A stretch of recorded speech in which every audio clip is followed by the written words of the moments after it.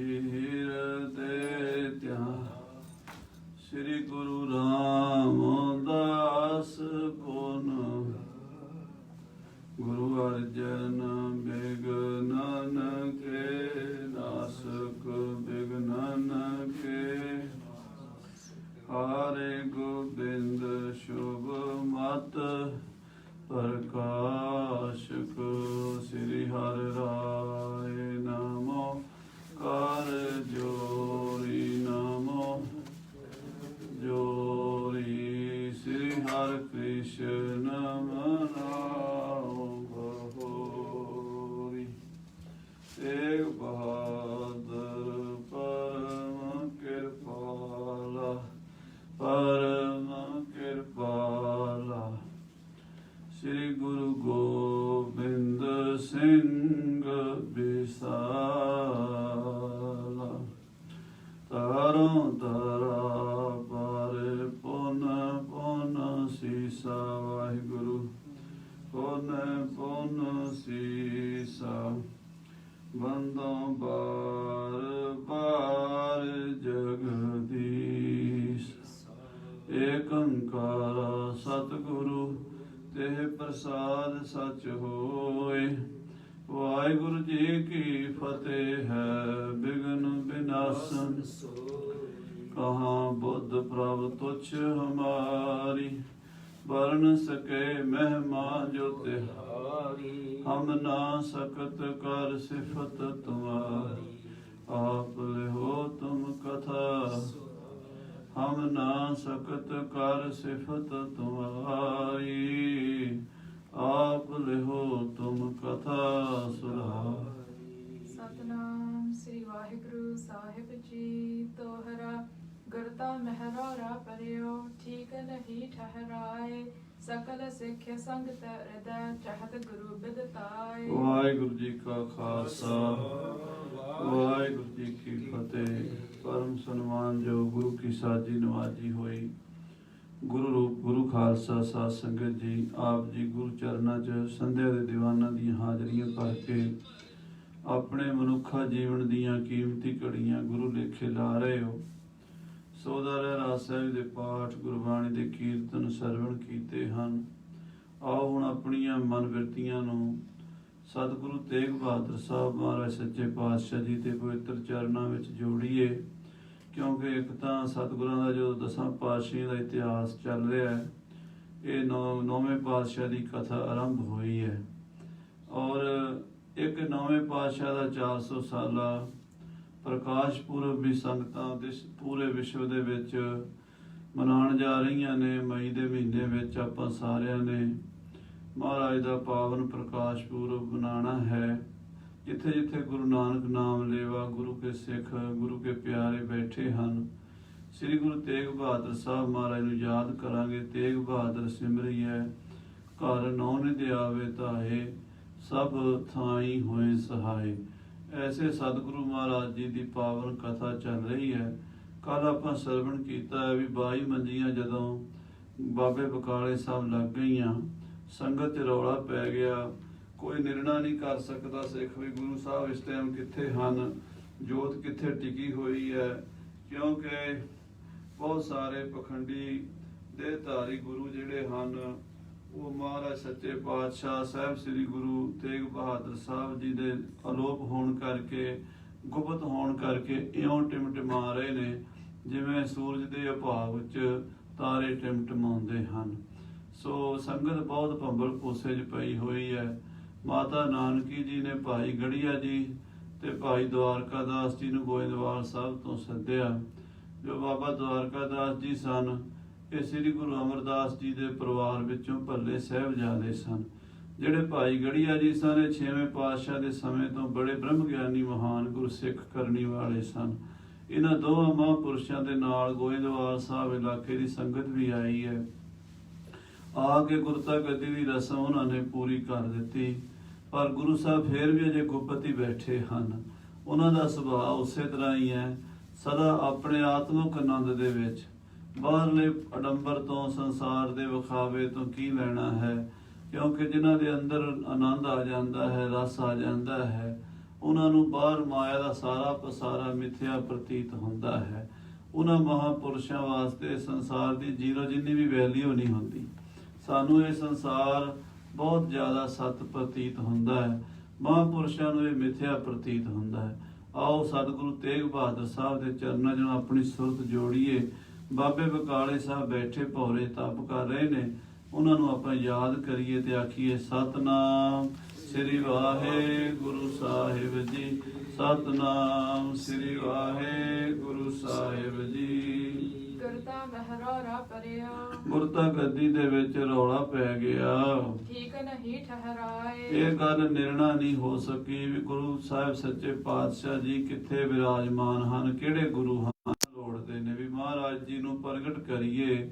ਸਾਹਿਬ ਸ੍ਰੀ ਗੁਰੂ ਤੇਗ ਬਹਾਦਰ ਸਾਹਿਬ ਜੀ ਮਹਾਰਾਜ ਗੁਪਤ ਬੈਠੇ ਹਨ, ਸੰਗਤ ਨੂੰ ਅਜੇ ਪਤਾ ਨਹੀਂ ਵੀ ਉਹਨਾਂ 'ਚ ਜੋਤ ਵਿਰਾਜਮਾਨ ਹੈ, ਪਰ ਸੰਗਤ ਦੀ ਅਰਦਾਸ ਹੈ ਵੀ ਜਿਹੜੇ ਵੀ ਗੁਰੂ ਸਾਹਿਬ ਹਨ, ਜਿੱਥੇ ਵੀ ਉਹਨਾਂ ਦੀ ਜੋਤ ਹੈ, ਉਹ ਪ੍ਰਗਟ ਹੋ ਕੇ ਹੁਣ ਦਰਸ਼ਨ ਦੇਣ।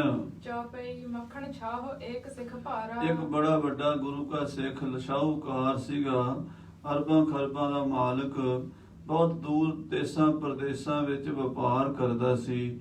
ਉਹਦਾ ਨਾਮ ਭਾਈ ਮੱਖਣ ਸ਼ਾਹ ਸੀ। ਕਰ ਸਿੱਖੀ ਕੋ ਮਹਦ ਅਧਾਰਾ। ਦਾ ਨਿਤਨੇਮ ਕਰਦਾ, ਸਿਮਰਨ ਕਰਦਾ, ਗੁਰੂ ਨਾਨਕ ਜੀ ਤੇ ਬਹੁਤ ਭਰੋਸਾ ਰੱਖਦਾ ਸੀ ਤੇ ਲਵਾਣਿਆਂ ਦੀ ਬਰਾਦਰੀ ਵਿੱਚੋਂ ਸੀ। ਕਰ ਸੌਦਾ ਬਹੁ ਚੜਿਓ ਜਹਾਜ਼। ਉਹ ਉਸ ਵੇਲੇ ਲਵਾਣੇ ਲੋਕ ਜਿਹੜੇ ਹਨ, ਇਹ ਗੁਡਸ ਕੈਰੀਅਰ ਦਾ ਜਿਹੜਾ ਕੰਮ ਹੈ, ਟਰੱਕਾਂ ਵਗੈਰਾ ਦਾ, ਇਹ ਕਰਿਆ ਕਰਦੇ। ਅੱਜ ਕੱਲ ਜਿਵੇਂ ਟਰੱਕਾਂ ਤੇ, ਉਦੋਂ ਗੱਡਿਆਂ ਤੇ ਹੁੰਦਾ ਸੀਗਾ।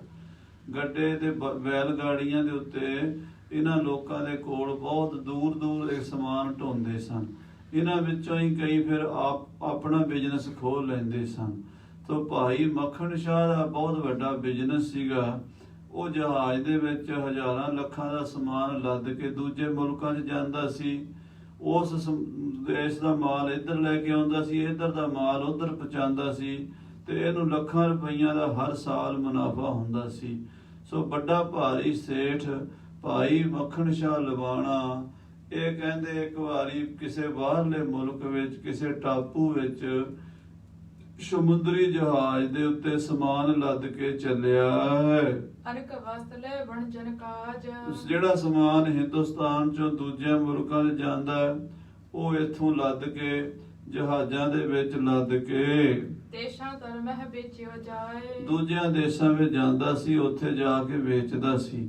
ਉਧਰ ਦਾ ਸਮਾਨ ਇੱਧਰ ਲੈ ਆਉਂਦਾ ਸੀ, ਉਹ ਇੱਥੇ ਵੇਚਦਾ ਸੀ। ਇਸ ਤਰ੍ਹਾਂ ਇਹਦਾ ਵਿਹਾਰ ਚੱਲਦਾ ਸੀ ਮੱਖਣ ਸ਼ਾਹ ਲਵਾਣੇ ਦਾ। ਤੋ ਇਸ ਨੇ ਇੱਕ ਬਹੁਤ ਵੱਡਾ ਜਹਾਜ਼ ਲੱਦਿਆ ਹੈ।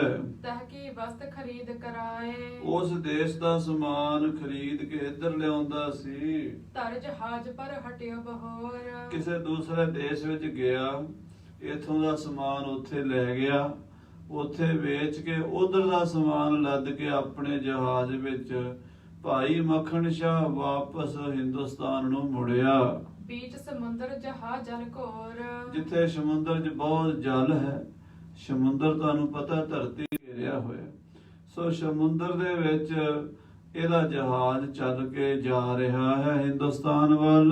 ਤੁੰਗ ਤਰੰਗ ਬਿਲੰਦ ਉਛਾਲਾ। ਬੜੀਆਂ ਬੜੀਆਂ ਲਹਿਰਾਂ ਤਰੰਗਾਂ ਸਮੁੰਦਰ 'ਚ ਉਛਲਦੀਆਂ ਨੇ।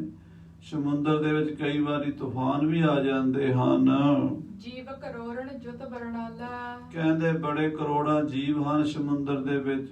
42 ਲੱਖ ਜੂਨਾਂ ਹਨ ਤੇ ਇੱਕ ਜੂਨ ਵਿੱਚ ਲੱਖਾਂ ਕਰੋੜਾਂ ਜੀਵ ਹਨ।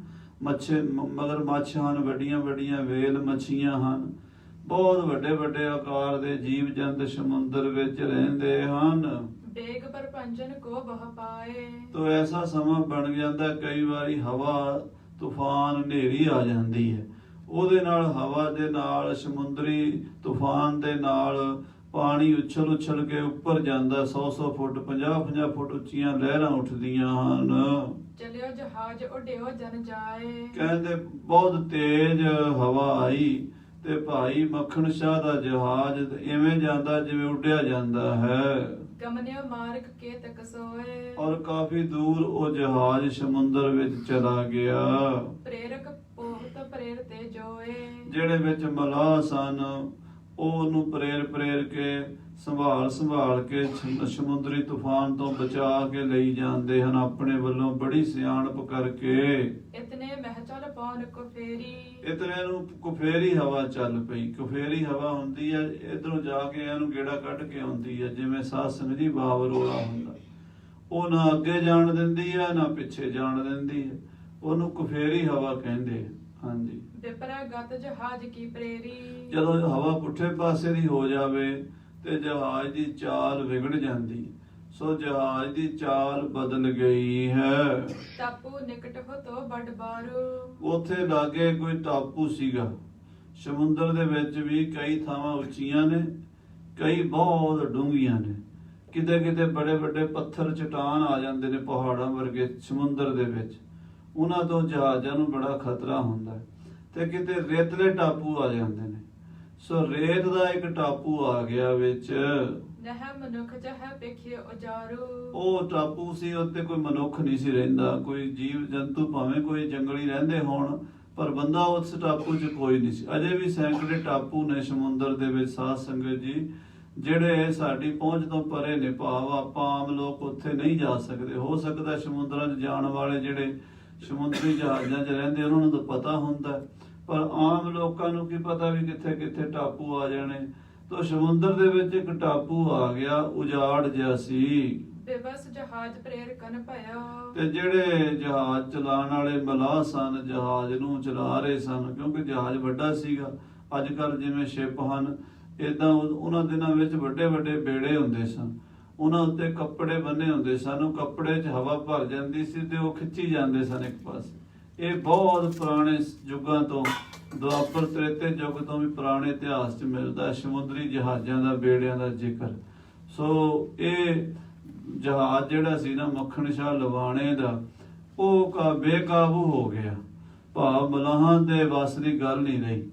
ਹਾਂਜੀ, ਪਦ ਕਰ ਰਹੇ ਸਥਾਂ ਬਣਾ ਗਇਓ। ਉਹ ਜਾ ਕੇ ਨਾ ਉਸ ਟਾਪੂ ਦੇ ਵਿੱਚ ਫਸ ਗਿਆ, ਜਿਹੜਾ ਉਹ ਸਮੁੰਦਰੀ ਟਾਪੂ ਸੀ, ਉਹਦੇ ਵਿੱਚ ਰੇਤੇ ਦੇ ਵਿੱਚ ਜਾ ਕੇ ਜਹਾਜ਼ ਲੱਗ ਗਿਆ। ਹੁਣ ਜਹਾਜ਼ ਜਿਹੜਾ ਸਮੁੰਦਰ ਦੇ ਪਾਣੀ ਦੇ ਉੱਤੇ ਚੱਲੇ ਤੇ ਠੀਕ ਰਹਿੰਦਾ, ਤੇ ਜੇ ਥੱਲੇ ਕੋਈ ਚੀਜ਼ ਨਾਲ ਜਾ ਕੇ ਟਕਰਾ ਜਾਵੇ, ਜਹਾਜ਼ ਟੁੱਟ ਵੀ ਸਕਦਾ, ਥੱਲੇੋਂ ਪਾਣੀ ਵੀ ਆ ਸਕਦਾ, ਜਾਂ ਫਿਰ ਥੱਲੇੋਂ ਉਹ ਜੇ ਕਿਸੇ ਚੀਜ਼ ਜਾ ਕੇ ਫਸ ਜਾਵੇ, ਅੱਗੇ ਪਿੱਛੇ ਕਰਨਾ, ਐਡਾ ਵੱਡਾ ਜਹਾਜ਼, ਉਹ ਬੰਦੇ ਦੇ ਵੱਸ ਦੀ ਗੱਲ ਥੋੜਾ।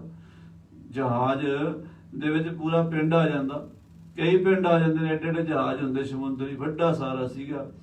ਤੇ ਉਹ ਜਾ ਕੇ ਨਾ ਰੇਤੇ ਦੇ ਵਿੱਚ ਉਹਦਾ ਅਗਲਾ ਪਾਸਾ ਫਸ ਗਿਆ। ਅਧਿਕ ਬੇਗ ਵਾਯੂ ਕੋ ਪਾਏ। ਕਿਉਂਕਿ ਪਿੱਛੋਂ ਜ਼ੋਰ ਹਵਾ ਦਾ ਪਿਆ, ਇੰਨੇ ਜ਼ੋਰ ਨਾਲ ਆਇਆ ਬਈ ਜਹਾਜ਼ ਮਲਾਹਾਂ ਦੇ ਕਾਬੂ ਨਹੀਂ ਰਿਹਾ, ਤੇ ਉਹ ਜਾ ਕੇ ਟਾਪੂ ਦੇ ਨਾਲ ਖਹਿ ਗਿਆ। ਸਿੱਕਤਾ ਥਲ ਪਰ ਗਾ ਅਟਕਾਏ। ਤੇ ਚੁੱਕ ਕੇ ਉਹਨੇ ਜਹਾਜ਼ ਦੇ, ਹਵਾ ਨੇ ਜਹਾਜ਼ ਨੂੰ ਸਮੁੰਦਰ ਦੇ ਰੇਤੇ ਦੇ ਵਿੱਚ, ਜਿੱਥੇ ਉਹ ਟਾਪੂ ਸੀਗਾ, ਉਹਦੇ ਵਿੱਚ ਫਸਾ ਦਿੱਤਾ, ਅਟਕ ਗਿਆ ਉਹਦੇ ਵਿੱਚ। ਪੁਨ ਸਾਗਰ ਕੀ ਲਗਾ ਤਰੰਗ। ਤੇ ਸਮੁੰਦਰ ਦੀਆਂ ਲਹਿਰਾਂ ਲੱਗਦੀਆਂ, ਥਪੇੜੇ ਵੱਜਦੇ ਹਨ ਪਾਣੀ ਦੇ। ਕੁਛਕ ਗਇਓ ਚੜ ਜਹ ਥਲ ਤੁੰਗ। ਉਹ ਹੋਰ ਅਗਾਂਹ ਨੂੰ ਧੱਕਿਆ ਗਿਆ, ਉੱਚੀ ਥਾਂ ਤੇ ਚੜ ਗਿਆ ਜਹਾਜ਼, ਜਿੱਥੇ ਕਿ ਉਹਨੂੰ ਫਿਰ ਪਾਣੀ 'ਚ ਲਿਜਾਣਾ ਦੁਬਾਰਾ ਮੁਸ਼ਕਲ ਹੋ ਗਿਆ। ਮੱਖਣ ਆਸਚਰਜ ਮਨ ਮਾਨਾ। ਮੱਖਣ ਸ਼ਾਹ ਬੜਾ ਹੈਰਾਨ ਹੋ ਗਿਆ ਵੀ ਬੜੇ ਕਸੂਤੇ ਫਸ ਗਏ ਆ। ਕਿਸੇ ਮੁਲਕ ਵਿੱਚ ਹੁੰਦੇ, ਉੱਥੇ ਦੇ ਚਲੋ ਉੱਥੋਂ ਦੇ ਬੰਦੇ ਵੀ ਮਦਦ ਕਰ ਦਿੰਦੇ ਆ, ਕੋਈ ਹੋਰ, ਇਹ ਤਾਂ ਹੁਣ ਸਮੁੰਦਰ ਦਾ ਟਾਪੂ ਹੈ, ਇੱਥੇ ਤੇ ਕੋਈ ਇਨਸਾਨ ਰਹਿੰਦਾ ਹੀ ਨਹੀਂ, ਤੇ ਜੇ ਇੱਥੇ ਰਵਾਂਗੇ ਤੇ ਅਸੀਂ ਵੀ ਮਰ ਜਾਵਾਂਗੇ ਭੁੱਖੇ ਪਿਆਸੇ। ਭਾਈ ਮੱਖਣ ਸ਼ਾਹ ਨੂੰ ਚਾਰੇ ਪਾਸੇ ਮੌਤ ਨਜ਼ਰ ਆਉਣ ਲੱਗ ਪਈ। ਚਿੰਤ ਪਰਾਇਣ ਪਏ ਮਹਾਨਾ। ਮੱਖਣ ਸ਼ਾਹ ਤੇ ਉਹਦੇ ਸਾਥੀ ਸਾਰੇ ਚਿੰਤਾ 'ਚ ਹੋ ਗਏ ਬਈ ਅਸੀਂ ਜਿੱਥੇ ਫਸੇ ਆ, ਇੱਥੋਂ ਹੁਣ ਸਾਨੂੰ ਕੋਈ ਬਚਾ ਨਹੀਂ ਸਕਦਾ। ਨਰਨ ਉਪਾਏ ਕੀਨ ਬਹੁ ਤੇਰਾ। ਜਿਹੜੇ ਮੱਖਣ ਸ਼ਾਹ ਦੇ ਬੰਦੇ ਸੀਗੇ, ਉਹਨਾਂ ਨੇ ਬੜਾ ਉਪਾਅ ਕੀਤਾ, ਬੜਾ ਹੀਲਾ ਕੀਤਾ, ਕਈ ਦਿਨ ਲੱਗੇ ਰਹੇ। ਉਹ ਵਿਚਾਰੇ ਕੋਸ਼ਿਸ਼ਾਂ ਕਰਦੇ ਰਹੇ ਵੀ ਥੱਲੇੋਂ ਕਿਸੇ ਤਰੀਕੇ ਨਾਲ ਰੇਤਾ ਹਟ ਜਾਵੇ ਤੇ ਪਾਣੀ ਦੇ ਵਿੱਚ ਆਪਾਂ ਸਮੁੰਦਰ ਦੇ ਵਿੱਚ ਇਹਨੂੰ ਫਿਰ ਦੁਬਾਰਾ ਜਹਾਜ਼ ਨੂੰ ਤੋਰ ਸਕੀਏ। ਬੁੱਧ ਕਰ ਕੈ ਅਰ ਔਜ ਕਨੇਰਾ। ਉਹ ਤਜਰਬੇਕਾਰ ਲੋਕ ਸਨ, ਉਹਨਾਂ ਨੇ ਆਪਣੀ ਬੁੱਧੀ ਦਾ ਬਲ ਲਾਇਆ, ਆਪਣੇ ਸਰੀਰ ਦਾ ਬਲ ਲਾਇਆ, ਕਿਉਂਕਿ ਮੱਖਣ ਸ਼ਾਹ ਇਕੱਲਾ ਨਹੀਂ ਸੀ ਜਹਾਜ਼ ਵਿੱਚ, ਉਹਦੇ ਵਿੱਚ ਸੈਂਕੜੇ ਬੰਦੇ ਉਹਦੇ ਨਾਲ ਸਨ। ਇਹ 400 ਤਾਂ ਉਹਨੇ ਸਿਪਾਹੀ ਰੱਖੇ ਹੋਏ ਸਨ, ਹਥਿਆਰਬੰਦ। 400 ਹਥਿਆਰਬੰਦ, ਬਰਛੀਆਂ ਬੰਦੂਕਾਂ ਵਾਲੇ, ਉਹਦਾ ਸਿਰਫ ਉਹਨੇ ਫੌਜ ਰੱਖੀ ਹੋਈ ਸੀ। ਕਿਉਂ? ਵੀ ਜਦੋਂ ਇਹ ਮਾਲ ਲੱਖਾਂ ਕਰੋੜਾਂ ਦਾ ਜਾਂਦਾ ਸੀ ਨਾ, ਤੇ ਕਈ ਵਾਰੀ ਰਸਤੇ 'ਚ ਲੁੱਟੇ ਵੀ ਜਾਂਦੇ ਸਨ, ਉਹਨਾਂ ਤੋਂ ਬਚਾਅ ਕਰਨਾ ਪੈਂਦਾ ਸੀ, ਆਪਣੀ ਸੇਫਟੀ ਕਰਨੀ ਪੈਂਦੀ ਸੀ। ਜੇ 400 ਨੌਕਰ ਸੀਗੇ ਫੌਜੀ ਤੇ 400-500 ਦੂਜੇ ਬੰਦੇ ਵੀ ਹੋਣਗੇ, ਯਾਨੀ ਜਹਾਜ਼ ਵਿੱਚ ਕੋਈ 1000-500 ਬੰਦਾ ਸੀਗਾ। ਉਹਨਾਂ ਸਾਰਿਆਂ ਬੰਦਿਆਂ ਨੇ ਆਪਣਾ ਦਿਮਾਗ ਜ਼ੋਰ ਲਾ ਲਿਆ, ਪਰ ਜਹਾਜ਼ ਜਿੱਥੇ ਫਸਿਆ ਸੀ ਉਥੋਂ ਟਸ ਤੋਂ ਮਸ ਨਹੀਂ ਹੋਇਆ। ਸਿਕਤਾ ਟਾਰਹ ਕਾਸ਼ਟ ਤਲ ਤੇ ਉਹ ਥੱਲਿਓਂ ਜਹਾਜ਼ ਦੇ ਜਿਹੜੇ ਫੱਟੇ ਸਨ ਉਹਨਾਂ ਦੇ ਥੱਲਿਓਂ ਰੇਤੇ ਨੂੰ ਕਈਆਂ ਨਾਲ ਕੱਢਦੇ ਰਹੇ, ਬੇਲਚੀਆਂ ਨਾਲ ਕੱਢਦੇ ਰਹੇ, ਵੀ ਰੇਤਾ ਕੱਢਾਂਗੇ ਥੱਲੇ ਥੋੜੀ ਜਗ੍ਹਾ ਨੀਵੀਂ ਹੋਵੇ, ਪਾਣੀ ਆਵੇ, ਉਹ ਫਿਰ ਪਾਣੀ ਦੇ ਲੈਵਲ ਨਾਲ ਉਹਨੂੰ ਖਿੱਚ ਕੇ ਪਰਾਂ ਸਮੁੰਦਰ 'ਚ ਕਰੀਏ। ਉਹ ਯਤਨ ਬੜਾ ਉਹਨਾਂ ਨੇ ਕੀਤਾ, ਤਉ ਨ ਹਾਲਤ ਪਾ ਤਿਸ ਥਲ ਤੇ ਪਰ ਜ਼ੋਰ ਲਾ ਕੇ ਥੱਕ ਗਏ ਵਿਚਾਰੇ। ਉਹ ਜਿਹੜਾ ਸੀ ਜਹਾਜ਼ ਉਥੋਂ ਹਿੱਲਿਆ ਨਹੀਂ, ਰੇਤੇ 'ਚ ਐਸਾ ਫਸ ਗਿਆ ਬਈ ਉਹਨਾਂ ਕੋਲੋਂ ਬਾਹਰ ਨਿਕਲਣ ਦਾ ਹੁਣ ਕੋਈ ਚਾਰਾ ਨਹੀਂ ਰਿਹਾ। ਤੇ ਉਸ ਟਾਪੂ ਤੇ ਕੋਈ ਰਹਿਣ ਵਾਲਾ ਬੰਦਾ ਕੋਈ ਨਹੀਂ, ਸਮੁੰਦਰ 'ਚ ਘਿਰਿਆ ਹੋਇਆ, ਹਜ਼ਾਰਾਂ ਮੀਲ ਆਲੇ ਦੁਆਲੇ ਪਾਣੀ ਪਾਣੀ ਹੈ। ਇੱਥੇ ਹੁਣ ਭੁੱਖੇ ਪਿਆਸੇ ਮਰਨਾ ਪਏਗਾ, ਕੋਈ ਇੱਥੇ ਮਦਦ ਨਹੀਂ ਪਹੁੰਚ ਸਕਦੀ। ਭਇਓ ਨਿਰਾਸ ਜਤਨ ਕੇ ਕਰਬੇ ਕਈ ਦਿਨ ਲੱਗੇ ਰਹੇ ਯਤਨ ਕਰ ਕਰਕੇ ਜਿੰਨੇ ਵੀ ਉਹਦੇ ਬੰਦੇ ਸਨ, ਨੌਕਰ ਚਾਕਰ ਸਨ, ਹਾਰ ਗਏ, ਥੱਕ ਗਏ, ਨਿਰਾਸ਼ ਹੋ ਗਏ। ਉਪਜੀ ਏਕ ਆਸ ਤਜ ਸਰਬੇ ਹੁਣ ਸਾਰੀਆਂ ਆਸਾਂ ਜਦੋਂ ਟੁੱਟ ਜਾਂਦੀਆਂ ਨੇ ਨਾ, ਉਦੋਂ ਫਿਰ ਬੰਦੇ ਨੂੰ ਗੁਰੂ ਯਾਦ ਆਉਂਦਾ ਹੈ, ਉਦੋਂ ਪਰਮੇਸ਼ਰ ਯਾਦ ਆਉਂਦਾ ਹੈ। ਹੁਣ ਏਕ ਆਸ ਰੱਖੋ ਮਨ ਮਾਹੇ, ਸਰਬ ਰੋਗ ਨਾਨਕ ਮਿਟ ਜਾਹੇ। ਗੁਰੂ ਕੀ ਬਾਣੀ ਪੜਨ ਵਾਲਾ ਸੀ ਭਾਈ ਮੱਖਣ ਸ਼ਾਹ ਲਵਾਣਾ, ਉਹਨੂੰ ਗੁਰੂ ਚੇਤੇ ਆ ਗਿਆ। ਅਬ ਸਤ ਗੁਰ ਕੀ ਬਨਹਿ ਸਹਾਈ ਮਨ ਵਿੱਚ ਆਇਆ ਵੀ ਜਿਸ ਗੁਰੂ ਦੀ ਬਾਣੀ ਪੜਦਾ ਹਾਂ ਉਹ ਤਾਂ ਹਰ ਜਗ੍ਹਾ ਤੇ, ਜਿੱਥੇ ਔਕਟ ਗਲੀਆਂ ਭੀੜੀਆਂ ਤਿੱਥੇ ਹਰ ਹਰ ਮੁਕਤ ਕਰਾਹੇ। ਉਹ ਤੇ ਹਰ ਜਗ੍ਹਾ ਤੇ ਸਹਾਈ ਹੁੰਦਾ, ਜਿੱਥੇ ਹਰ ਆਰਾਧੀ ਹੈ ਤਿੱਥੇ ਹਰ ਮਿਤ ਸਹਾਈ। ਉਹਦੇ ਹਰ ਜਗ੍ਹਾ ਤੇ ਅੰਗ ਸੰਗ ਹੈ। ਉਹਨੂੰ ਸਤਿਗੁਰੂ ਨੂੰ ਯਾਦ ਕਰੀਏ। ਹੁਣ ਨਹਿ ਅਪਰਣ ਕੀ ਗਤ ਜਿਹ ਥਾਈ ਜਿੱਥੇ ਕੋਈ ਮਦਦਗਾਰ, ਰਿਸ਼ਤੇਦਾਰ, ਸੱਜਣ ਮਿੱਤਰ, ਕੋਈ ਸਰਕਾਰ ਦਰਬਾਰ ਕੋਈ ਮਦਦ ਨਹੀਂ ਕਰ ਸਕਦਾ, ਜਿੱਥੇ ਕਿਸੇ ਦੀ ਹੈਲਪ ਨਹੀਂ, ਜਿੱਥੇ ਕਿਸੇ ਦਾ ਸਹਾਰਾ ਨਹੀਂ। ਜਿਮ ਜਮ ਲੋਕ ਮਹਾ ਪੈਦਾਇਕ ਜਿਵੇਂ ਜਮਦੂਤਾਂ ਦੀ ਨਗਰੀ ਹੈ ਜਿਹੜੀ ਜਮਲੋਕ, ਉਹ ਬੜਾ ਹੀ ਡਰਾਉਣਾ ਹੈ। ਉੱਥੇ ਕੋਈ ਰਿਸ਼ਤੇਦਾਰ, ਕੋਈ ਸੱਜਣ ਮਿੱਤਰ, ਭੈਣ ਭਰਾ, ਪਤਨੀ ਪਤੀ ਨਾਲ ਨਹੀਂ ਜਾਂਦਾ, ਮਾਂ ਪਿਓ ਕੋਈ ਨਹੀਂ ਜਾਂਦਾ, ਜਿੱਥੇ ਪੈਸਾ ਟਕਾ ਵੀ ਨਾਲ ਨਹੀਂ ਜਾਂਦਾ, ਜਿੱਥੇ ਆ ਸਾਡਾ ਸਰੀਰ ਵੀ ਨਾਲ ਨਹੀਂ ਜਾਂਦਾ। ਉਸ ਜਮਦੂਤਾਂ ਦੀ ਨਗਰੀ ਵਿੱਚ ਗੁਰੂ ਛੁਡਾ ਰਹਿੰਦਾ ਹੈ। ਉੱਥੇ ਗੁਰੂ ਦਾ ਨਾਮ ਲਈਏ ਤੇ ਬਚ ਜਾਈਦਾ ਹੈ। ਹਾਂਜੀ, ਤਹ ਏ ਕਲਕੇ ਹੋਏ ਸਹਾਇਕ ਉੱਥੇ ਕੱਲੇ ਜੀਵ ਦੀ ਸਹਾਇਤਾ ਸਿਰਫ ਗੁਰੂ ਕਰ ਸਕਦਾ ਹੈ ਜਮਦੂਤਾਂ ਦੀ ਨਗਰੀ 'ਚ। ਇੱਥੇ ਤੇ ਦੁਨਿਆਵੀ ਤੌਰ ਤੇ ਆਪਾਂ ਨੂੰ ਲੱਗਦਾ ਨਾ ਵੀ ਸਾਡੇ ਭੈਣ ਭਰਾ ਨੇ, ਦੋਸਤ ਮਿੱਤਰ ਨੇ, ਮਾਂ ਪਿਓ ਨੇ, ਰਿਸ਼ਤੇਦਾਰ ਨੇ, ਸਰਕਾਰ ਦਰਬਾਰ, ਪੁਲਿਸ ਵਗੈਰਾ ਕਈ ਤਰ੍ਹਾਂ ਦੀਆਂ ਸਾਨੂੰ ਮਦਦਾਂ ਦੀ ਆਸ ਹੈ। ਉੱਥੇ ਤਾਂ ਕੋਈ ਵੀ ਨਹੀਂ। ਉੱਥੇ ਤਾਂ ਸਿਰਫ ਅਕਾਲ ਪੁਰਖ ਸਤਿਗੁਰੂ ਨਾਨਕ ਦੇਵ ਜੀ ਮਹਾਰਾਜ ਕਿਰਪਾ ਕਰਕੇ ਛੁਡਾ ਲੈਣ, ਜਮਾਂ ਤੋਂ ਛੁਡਾ ਲੈਣ, ਹੋਰ ਨਹੀਂ। ਜੈ ਮਹਾ ਭਿਆਨ ਦੂਤ ਜਮ ਦਲੈ, ਤੈ ਕੇਵਲ ਨਾਮ ਸੰਗ ਤੇਰੇ ਚੱਲੈ। ਜੈ ਮੁਸ਼ਕਲ ਹੋਵੇ ਅਤ ਭਾਰੀ, ਹਰ ਕੋ ਨਾਮ ਖਿਨ ਮਾਹੇ ਉਦਾਰੀ। ਇਸ ਪ੍ਰਕਾਰ ਸਿੱਖ ਨਿਸ਼ਚੈ ਧਰ ਕੈ ਇਸ ਪ੍ਰਕਾਰ ਗੁਰੂ ਕੇ ਸਿੱਖ ਭਾਈ ਮੱਖਣ ਸ਼ਾਹ ਲਵਾਣੇ ਨੇ ਨਿਸ਼ਚੇ ਨਾਲ, ਭਰੋਸੇ ਨਾਲ ਅਰਦਾਸਾ ਸੋਧ ਦਿੱਤਾ। ਕਰ ਪਗ ਨੀਰ ਪਖਾਰਨ ਕਰਕੇ ਪਹਿਲਾਂ ਉਹਨੇ 5 ਇਸ਼ਨਾਨਾ ਕੀਤਾ, ਗੋਡਿਆਂ ਤੱਕ ਪੈਰ ਧੋਏ, ਹੱਥ ਧੋਏ, ਮੂੰਹ ਧੋਇਆ, ਇਸ਼ਨਾਨ 5 ਇਸ਼ਨਾਨਾ ਕਰਕੇ ਜੋਤੀ ਰੂਪ ਗੁਰੂ ਕੋ ਧਿਆਨ ਤੇ ਫਿਰ ਜੋਤੀ ਰੂਪ ਗੁਰੂ ਦਾ ਧਿਆਨ ਕੀਤਾ। ਕਿਉਂਕਿ ਗੁਰੂ ਜਿਹੜਾ ਹੈ ਨਾ ਉਹ ਸਰੀਰ ਵਿੱਚ ਵੀ ਹੈ ਤੇ ਸਰੀਰ ਤੋਂ ਪਰੇ ਵੀ ਹੈ।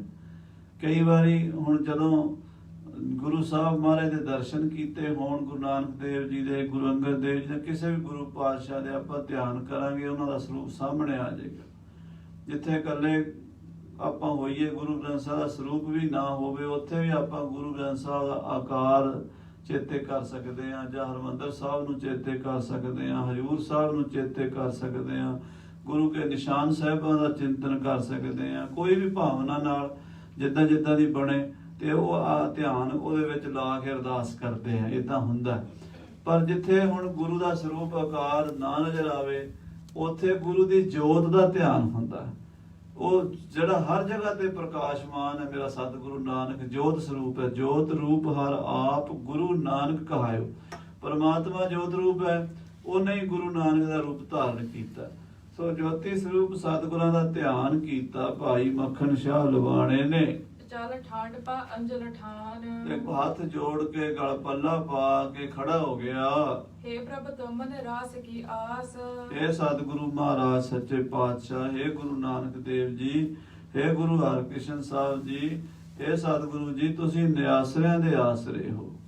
ਜਿਨ੍ਹਾਂ ਦਾ ਕੋਈ ਦੁਨੀਆ ਦੇ ਆਸ ਉਮੀਦ ਨਹੀਂ ਰਹਿੰਦੀ, ਉਹ ਨਿਰਾਸ਼ ਹੋ ਚੁੱਕੇ ਦੀ ਆਸ ਉਮੀਦ ਤੁਹਾਡੇ ਤੇ ਹੁੰਦੀ ਹੈ ਸਤਿਗੁਰੂ ਜੀ। ਅੰਤਰ ਜਾਮੀ ਸਰਬ ਪ੍ਰਕਾਸ਼। ਮਹਾਰਾਜ ਆਪ ਅੰਤਰ ਜਾਮੀ ਹੋ, ਸਾਰੇ ਜੀਵਾਂ ਦੇ ਅੰਦਰ ਆਪ ਜੀ ਦੀ ਜੋਤ ਦਾ ਪ੍ਰਕਾਸ਼ ਹੈ।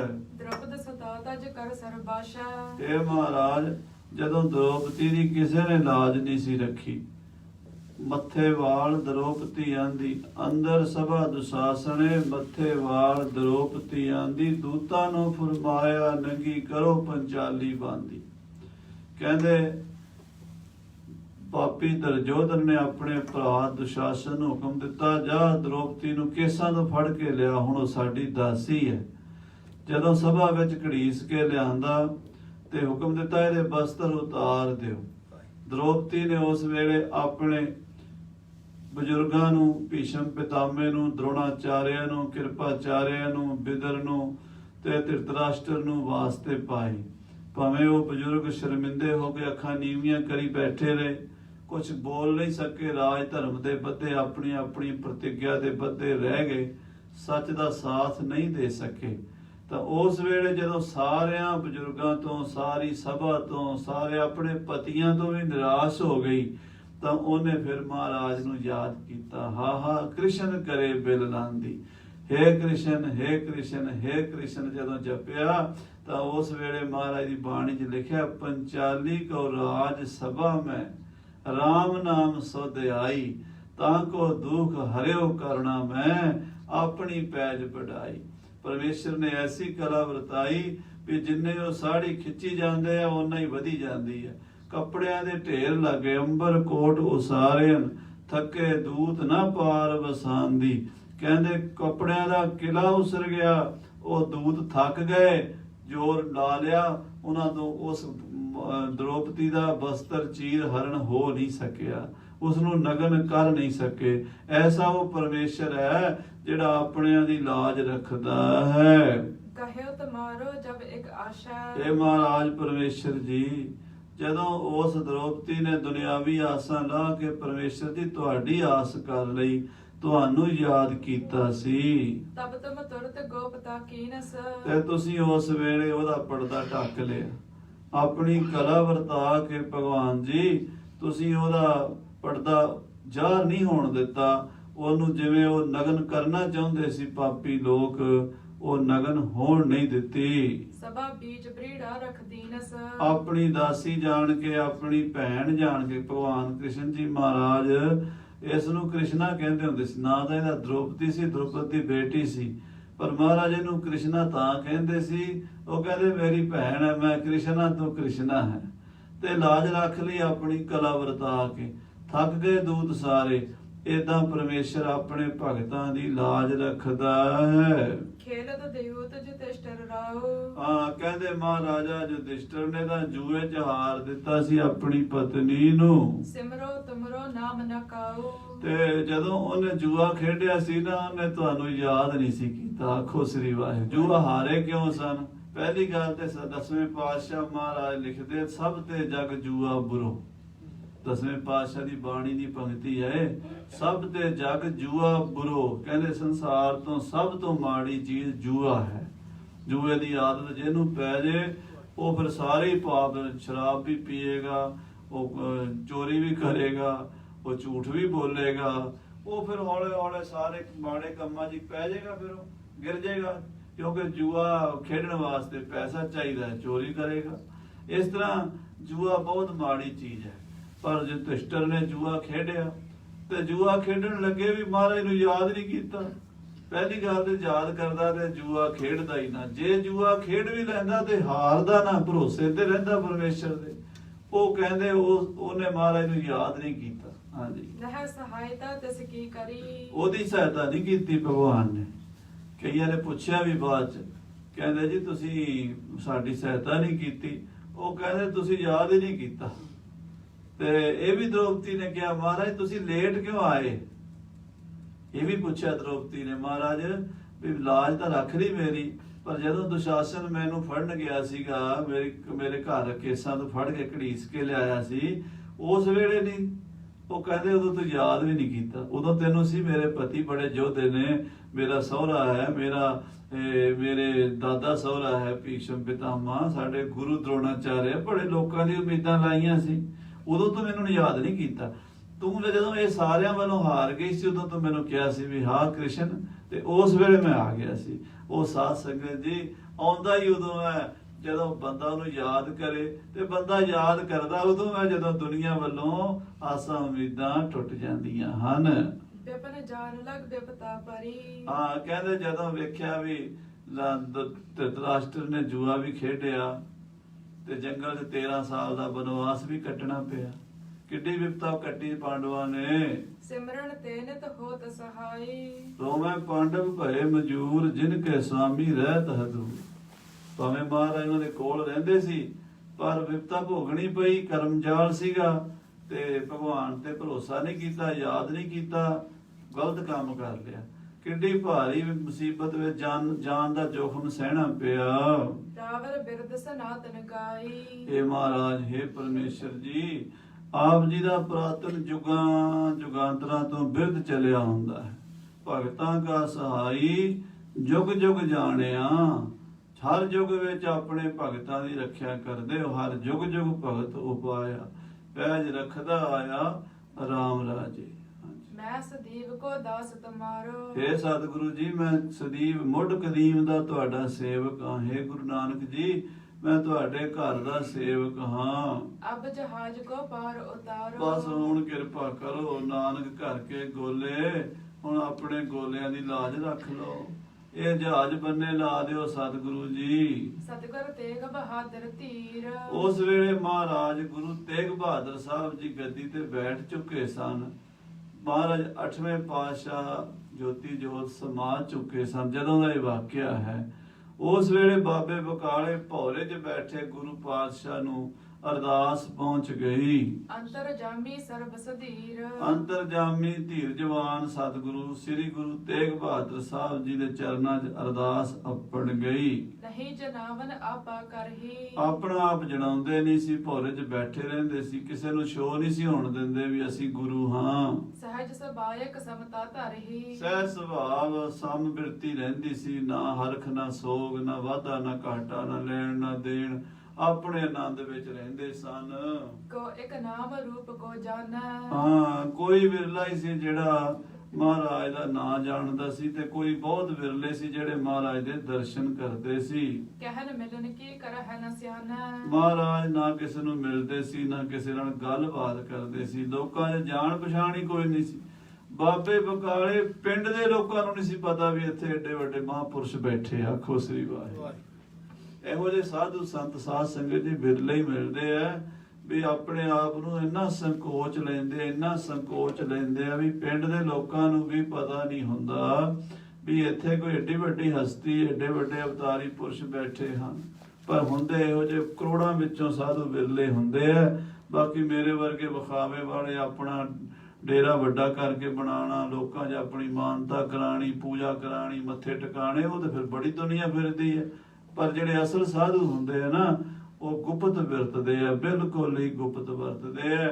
ਧੰਨ ਗੁਰੂ ਤੇਗ ਬਹਾਦਰ ਸਾਹਿਬ ਜੀ ਨੂੰ ਪਿੰਡ ਦੇ ਲੋਕਾਂ ਵੀ ਨਹੀਂ ਸੀ ਜਾਣਦੇ ਵੀ ਏਡੇ ਵੱਡੇ ਮਹਾਂਪੁਰਸ਼ ਇੱਥੇ ਬੈਠੇ ਹਨ। ਨਿਜ ਵਡਿਆਈ ਕੁਛ ਨ ਜਲਾਵੈ। ਆਪਣੀ ਵਡਿਆਈ ਕੁਛ ਵੀ ਨਹੀਂ ਜਣਾਉਂਦੇ ਸਨ। ਕਰਹਤ ਥਾਜਮ ਨਹਿ ਬਿਦਤਾਵੈ। ਕਹਿੰਦੇ ਏਦਾਂ ਬਲਕਿ ਵਰਤਦੇ ਸਨ ਵੀ ਪਤਾ ਹੀ ਨਾ ਹੋ ਲੱਗੇ ਕਿਸੇ ਨੂੰ ਸਾਡੀ ਸ਼ਕਤੀ ਦਾ, ਕਰਾਮਾਤ ਦਾ, ਸਾਡੀ ਪਾਵਰ ਦਾ ਕਿਸੇ ਨੂੰ ਪਤਾ ਨਾ ਲੱਗ ਜਾਵੇ। ਸਿੱਖ ਮਨ ਕੀ ਲਖ ਅੰਤਰ ਜਾਮੀ। ਪਰ ਅੱਜ ਸਿੱਖ ਵਿਪਤਾ 'ਚ ਪੈ ਗਿਆ ਹੈ, ਸਮੁੰਦਰ ਦੇ ਵਿੱਚ ਘਿਰ ਗਿਆ ਹੈ। ਉਹਦੇ ਨਾਲ ਸੈਂਕੜੇ ਬੰਦੇ, ਉਹਦੇ ਨਾਲ ਉਹਦੀਆਂ ਨੌਕਰਾਂ ਦੀਆਂ ਜਾਨਾਂ ਵੀ ਖਤਰੇ ਵਿੱਚ ਹਨ। ਸਮੁੰਦਰ 'ਚ ਉਹਨੂੰ ਹੁਣ ਬੰਨਾ ਬੰਨੇ ਲਾਣਾ ਪੈਣਾ।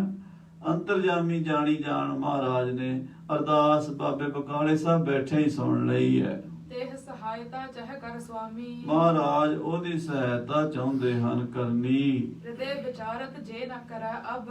ਮਨ 'ਚ ਸੋਚਿਆ ਵੀ ਜੇ ਹੁਣ ਉਹਦੀ ਸਹਾਇਤਾ ਨਾ ਕੀਤੀ ਗੁਰ ਕਰ ਕੀ ਮਹਿਮਾ ਸੋ ਘਟੈ ਤਬ। ਤਾਂ ਗੁਰੂ ਘਰ ਦੀ ਮਹਿਮਾ ਘਟ ਜਾਏਗੀ। ਸਿੱਖਾਂ ਦਾ ਵਿਸ਼ਵਾਸ ਗੁਰੂ ਤੋਂ ਡੋਲ ਜਾਏਗਾ। ਕਹਿਣਗੇ ਵੀ ਗੁਰੂ ਸੁਣਦਾ ਨਹੀਂ ਹੈ। ਤੇ ਗੁਰੂ ਤੋਂ ਜਦੋਂ ਵਿਸ਼ਵਾਸ ਚੁੱਕਿਆ ਜਾਵੇ ਫਿਰ ਸਿੱਖ ਭਟਕਣ ਲੱਗ ਜਾਂਦੇ ਇੱਧਰ ਉੱਧਰ ਡੇਰਿਆਂ ਤੇ ਮਸੰਦਾਂ ਦੇ ਤੇ ਕੱਚਿਆਂ ਪਿੱਲਿਆਂ ਦੇ ਮਗਰ ਲੱਗਦੇ ਆ। ਸਿੱਖੀ ਤੋਂ ਪਤਿਤ ਹੋ ਜਾਂਦੇ ਆ। ਇਸ ਕਰਕੇ ਗੁਰੂ ਨੂੰ ਫਿਰ ਆਪਣੇ ਬਿਰਧ ਬਾਣੇ ਦੀ ਲਾਜ ਰੱਖਣੀ ਪੈਂਦੀ ਹੈ। ਹਾਂਜੀ, ਹੁਣ ਸਹਾਇਕ ਹੀ ਬਨ ਆਵੈ। ਮਹਾਰਾਜ ਸੋਚਦੇ ਆ ਵੀ ਹੁਣ ਤਾਂ ਮੱਖਣ ਸ਼ਾਹ ਦੀ ਸਹਾਇਤਾ ਕਰਨੀ ਪੈਣੀ ਹੈ ਜਿਸ ਤੇ ਸਿੱਖ ਸ਼ਰਧਾ ਅਧਿਕਾਵੈ। ਤਾਂ ਕਿ ਸਿੱਖਾਂ ਦੀ ਸ਼ਰਧਾ ਕਾਇਮ ਰਵੇ ਗੁਰੂ ਨਾਨਕ ਦੇ ਘਰ ਉੱਤੇ। ਪਹੁੰਚੇ ਨਿਮਖ ਬਿਖਾ ਗੁਰ ਪੂਰੇ। ਉਸ ਵੇਲੇ ਸ੍ਰੀ ਗੁਰੂ ਤੇਗ ਬਹਾਦਰ ਸਾਹਿਬ ਮਹਾਰਾਜ ਇੱਕ ਨਿਮਖ ਦੇ ਅੱਖ ਦੇ ਫੋਲ ਵਿੱਚ ਹੀ ਜਾ ਪਹੁੰਚੇ। ਕਰਨ ਸਿੱਖ ਕੇ ਕਾਰਜ ਜ਼ਰੂਰੇ। ਸਿੱਖਾਂ ਦੇ ਕਾਰਜ ਕਰਨ ਵਾਲੇ ਸਤਿਗੁਰੂ ਜਾ ਪਹੁੰਚੇ ਹਨ। ਮੱਖਣ ਸ਼ਾਹ ਕੀਨ ਅਰਦਾਸ। ਉਧਰ ਮੱਖਣ ਸ਼ਾਹ ਨੇ ਅਰਦਾਸ ਕਰਕੇ ਆਖਿਆ ਨਾਨਕ ਨਾਮ ਚੜ੍ਹਦੀ ਕਲਾ ਤੇਰੇ ਭਾਣੇ ਸਰਬੱਤ ਦਾ ਭਲਾ ਤੇ ਧਰਤੀ ਤੇ ਸਿਰ ਝੁਕਾਇਆ। ਚਿਤਵਤ ਦਰਬ ਦਿਓ ਗੋਰਾਸ। ਅਰਦਾਸ ਇਹ ਕੀਤੀ ਵੀ 500 ਮੋਹਰ ਜਿਹੜੀ ਸੋਨੇ ਦੀ ਉਹ ਮਹਾਰਾਜ ਦਾ ਸੱਚੇ ਪਾਤਸ਼ਾਹ ਜੀ ਦਾ ਖਜ਼ਾਨਾ ਗੁਰੂ ਕੇ ਖਜ਼ਾਨੇ 'ਚ ਦਸਵੰਧ ਭੇਟਾ ਕਰਾਂਗਾ। ਹਾਂਜੀ, ਇਮ ਬਿਰਤੀ ਪਰ ਕੀਨ ਉਪਾਏ। ਏਦਾਂ ਉਹਨੇ ਅਰਦਾਸ ਜਿਹੜੀ ਹੈ ਨਾ 500 ਮੋਹਰਾਂ ਦੀ ਕਰਕੇ ਸੁਖਣਾ ਸੁਖ ਕੇ ਚਰਨਾਂ 'ਚ ਗੁਰੂ ਦੇ ਧਿਆਨ ਧਰ ਕੇ ਅਰਦਾਸ ਕਰਕੇ ਮੱਥਾ ਟੇਕਿਆ। ਸ਼ਰਮਤ ਜੇ ਮਾਨਵ ਬਲ ਕੋ ਲਾਏ। ਜਿਹੜੇ ਉਹਦੇ ਨਾਲ ਬੰਦੇ ਸਨ ਉਹ ਜ਼ੋਰ ਲਾ ਰਹੇ ਸਨ, ਵਿਚਾਰੇ ਕੋਸ਼ਿਸ਼ਾਂ ਕਰ ਰਹੇ ਸਨ। ਆਪਸ ਮਹਿਦਾ ਕਰ ਲਲਕਾਰਾ। ਤੇ ਸਾਧ ਸੰਗਤ ਜੀ ਉਸ ਵੇਲੇ ਤੱਕ ਪਹਿਲਾਂ ਉਹ ਬੜਾ ਜ਼ੋਰ ਲਾ ਚੁੱਕੇ ਸਨ ਪਰ ਜਹਾਜ਼ ਹਿੱਲਿਆ ਨਹੀਂ ਸੀ। ਪਰ ਜਦੋਂ ਅਰਦਾਸ ਕਰਕੇ ਸਿੱਖਾਂ ਨੇ ਹੱਥ ਲਾਇਆ ਲਲਕਾਰਾ ਮਾਰਿਆ ਜ਼ੋਰ ਦੇ ਨਾਲ, ਜਿਵੇਂ ਆਪਾਂ ਕਹਿੰਦੇ ਉਹ ਬੱਲੇ ਕਰਕੇ ਜਕਾਰਾ ਜਾਂ ਜਕਾਰਾ ਬੁਲਾ ਲਓ, ਉਹਦੇ ਨਾਲ ਇੱਕਦਮ ਸਾਰਿਆਂ ਦਾ ਮਨ ਜਿਹੜਾ ਨਾ ਉਹ ਜ਼ੋਰ ਫੜ ਜਾਂਦਾ। ਜਕਾਰੇ ਵਿੱਚ ਬੜਾ ਬਲ ਹੁੰਦਾ। ਤੇ ਸਿੱਖਾਂ ਨੇ ਜਦੋਂ ਅਰਦਾਸ ਕਰਕੇ ਭਾਈ ਮੱਖਣ ਸ਼ਾਹ ਨੇ ਜਹਾਜ਼ ਨੂੰ ਧੱਕਾ ਲਾਇਆ। ਦਿਓ ਜਹਾਜ਼ ਤਕਾਏ ਉਦਾਰਾ। ਉਹ ਰੇਤੇ ਵਿੱਚ ਜਹਾਜ਼ ਖੁੱਭਿਆ ਸੀ, ਕਈ ਦਿਨਾਂ ਦਾ ਖੁੱਭਿਆ ਸੀ, ਹਿੱਲਦਾ ਹੀ ਨਹੀਂ ਸੀਗਾ। ਉਸ ਵੇਲੇ ਧੱਕੇ ਨਾਲ ਹਿੱਲ ਪਿਆ। ਨਰਣ ਬਹਾਨੇ ਸ਼੍ਰੀ ਗੁਰ ਜਾਏ। ਅਸਲ ਵਿੱਚ ਬੰਦਿਆਂ ਦਾ ਤੇ ਬਹਾਨਾ ਹੀ ਸੀਗਾ। ਉਹ ਬੰਦੇ ਤਾਂ ਵਿਚਾਰੇ ਇੱਕ ਲੀਲਾ ਹੀ ਸੀ ਗੁਰੂ ਦੀ, ਕਲਾ ਦੇ ਅੰਦਰ ਗੁਰੂ ਦੀ ਵਰਤ ਰਹੀ ਸੀ। ਨਰਨ ਬਹਾਨੇ ਸ੍ਰੀ ਗੁਰੂ ਜਾਏ। ਉਹਨਾਂ ਬੰਦਿਆਂ ਦੇ ਬਹਾਨੇ ਆਪ ਸੱਚੇ ਪਾਤਸ਼ਾਹ ਜੀ ਗੁਰੂ ਤੇਗ ਬਹਾਦਰ ਸਾਹਿਬ ਜੀ ਨੇ ਜਾ ਕੇ ਸਿੱਖ ਜਹਾਜ਼ ਕੋ ਦੇ ਚਲਾਏ। ਭਾਈ ਮੱਖਣ ਸ਼ਾਹ ਦਾ ਜਹਾਜ਼ ਸਮੁੰਦਰ 'ਚ ਠਿੱਲ ਦਿੱਤਾ, ਤੋੜ ਦਿੱਤਾ। ਕਹਾ ਲੋਕ ਹਮ ਅਸ ਬਲ ਲਾਇਓ। ਸਾਰੇ ਲੋਕ ਕਹਿੰਦੇ ਅਸੀਂ ਬੜਾ ਜ਼ੋਰ ਲਾਇਆ, ਅਟਕਿਓ ਤੋਰ ਜਹਾਜ਼ ਚਲਾਇਓ। ਤੇਰਾ ਜਹਾਜ਼ ਮੱਖਣ ਸ਼ਾਹ ਜੀ ਅਸੀਂ ਚਲਾ ਦਿੱਤਾ ਹੈ। ਸੁਣ ਕੇ ਮੱਖਣ ਹਿਰਦੈ ਵਿਚਾਰਾ। ਮੱਖਣ ਮਨ 'ਚ ਸੋਚਦਾ ਹੈ ਪ੍ਰਥਮ ਰਹੇ ਪਚ ਸਰੀ ਨਕਾਰਾ। ਕਿ ਤੁਸੀਂ ਤਾਂ ਕਈ ਹਫ਼ਤਿਆਂ ਦੇ ਲੱਗੇ ਹੋਏ ਸੀ, ਇੰਨਾ ਜ਼ੋਰ ਲਾਈ ਜਾਂਦੇ ਸੀ, ਪਹਿਲਾਂ ਕਿਉਂ ਨਹੀਂ ਤੁਹਾਡੇ ਕੋਲ ਹਿੱਲਿਆ ਜਹਾਜ਼? ਹੁਣ ਗੁਰੂ ਨੇ ਸਹਾਇਤਾ ਕੀਤੀ ਤੇ ਤਾਂ ਹਿੱਲਿਆ ਹੈ। ਕਿਤਕ ਦਿਓ ਸਿਕਰ ਰਹੇ ਉਪਾਏ। ਕਈ ਦਿਨਾਂ ਦੇ ਲੱਗੇ ਸੀ, ਕਈ ਦਿਨ ਹੋ ਗਏ ਸੀ ਤੁਹਾਨੂੰ ਜ਼ੋਰ ਮਾਰਦਿਆਂ ਨੂੰ। ਆਪਣੋ ਸਭ ਬਿਦ ਬਲ ਕੋ ਲਾਏ। ਆਪਣਾ ਜ਼ੋਰ, ਆਪਣੀ ਬੁੱਧੀ, ਆਪਣੀ ਚਤਰਾਈ ਸਾਰੀ ਲਾ ਥੱਕੇ ਸੀ, ਸਾਰੀਆਂ ਤਰਕੀਬਾਂ ਸਾਰੇ ਤਰੀਕੇ ਵਰਤ ਚੁੱਕੇ ਸੀ। ਜਬ ਮੈਂ ਸ਼੍ਰੀ ਸਤਿਗੁਰੂ ਅਗਾਰੀ। ਜਦੋਂ ਮੈਂ ਆਪਣੇ ਸਤਿਗੁਰਾਂ ਦੇ ਚਰਨਾਂ ਵਿੱਚ ਅਰਦਾਸ ਕੀਤੀ, ਹੋਇਆ ਨਿਰਾਸ ਬੇਨਤੀ ਉਚਾਰੀ। ਤੁਹਾਡੇ ਵੱਲੋਂ ਸਾਰਿਆਂ ਵੱਲੋਂ ਮੈਂ ਨਿਰਾਸ਼ ਹੋ ਕੇ ਗੁਰੂ ਦੀ ਆਸ ਰੱਖੀ ਜਦੋਂ, ਤਬ ਜਹਾਜ਼ ਚੱਲ ਪਰਿਓ ਤੁਰੰਤਾ। ਤੇ ਫਿਰ ਜਹਾਜ਼ ਆਪੇ ਤੁਰ ਪਿਆ ਪਾਣੀ ਦੇ ਵਿੱਚ। ਇਹ ਗੁਰੂ ਤੇਗ ਬਹਾਦਰ ਸਾਹਿਬ ਮਹਾਰਾਜ ਸੱਚੇ ਪਾਤਸ਼ਾਹ ਹਾਦਰ ਹੋਤ ਜਹਾਂ ਸਿਮਰੇ ਸੁਖ ਸਾਗਰ ਜਾਹੇ ਮਿਲੇ ਸੁਰ ਸਾਦਰ।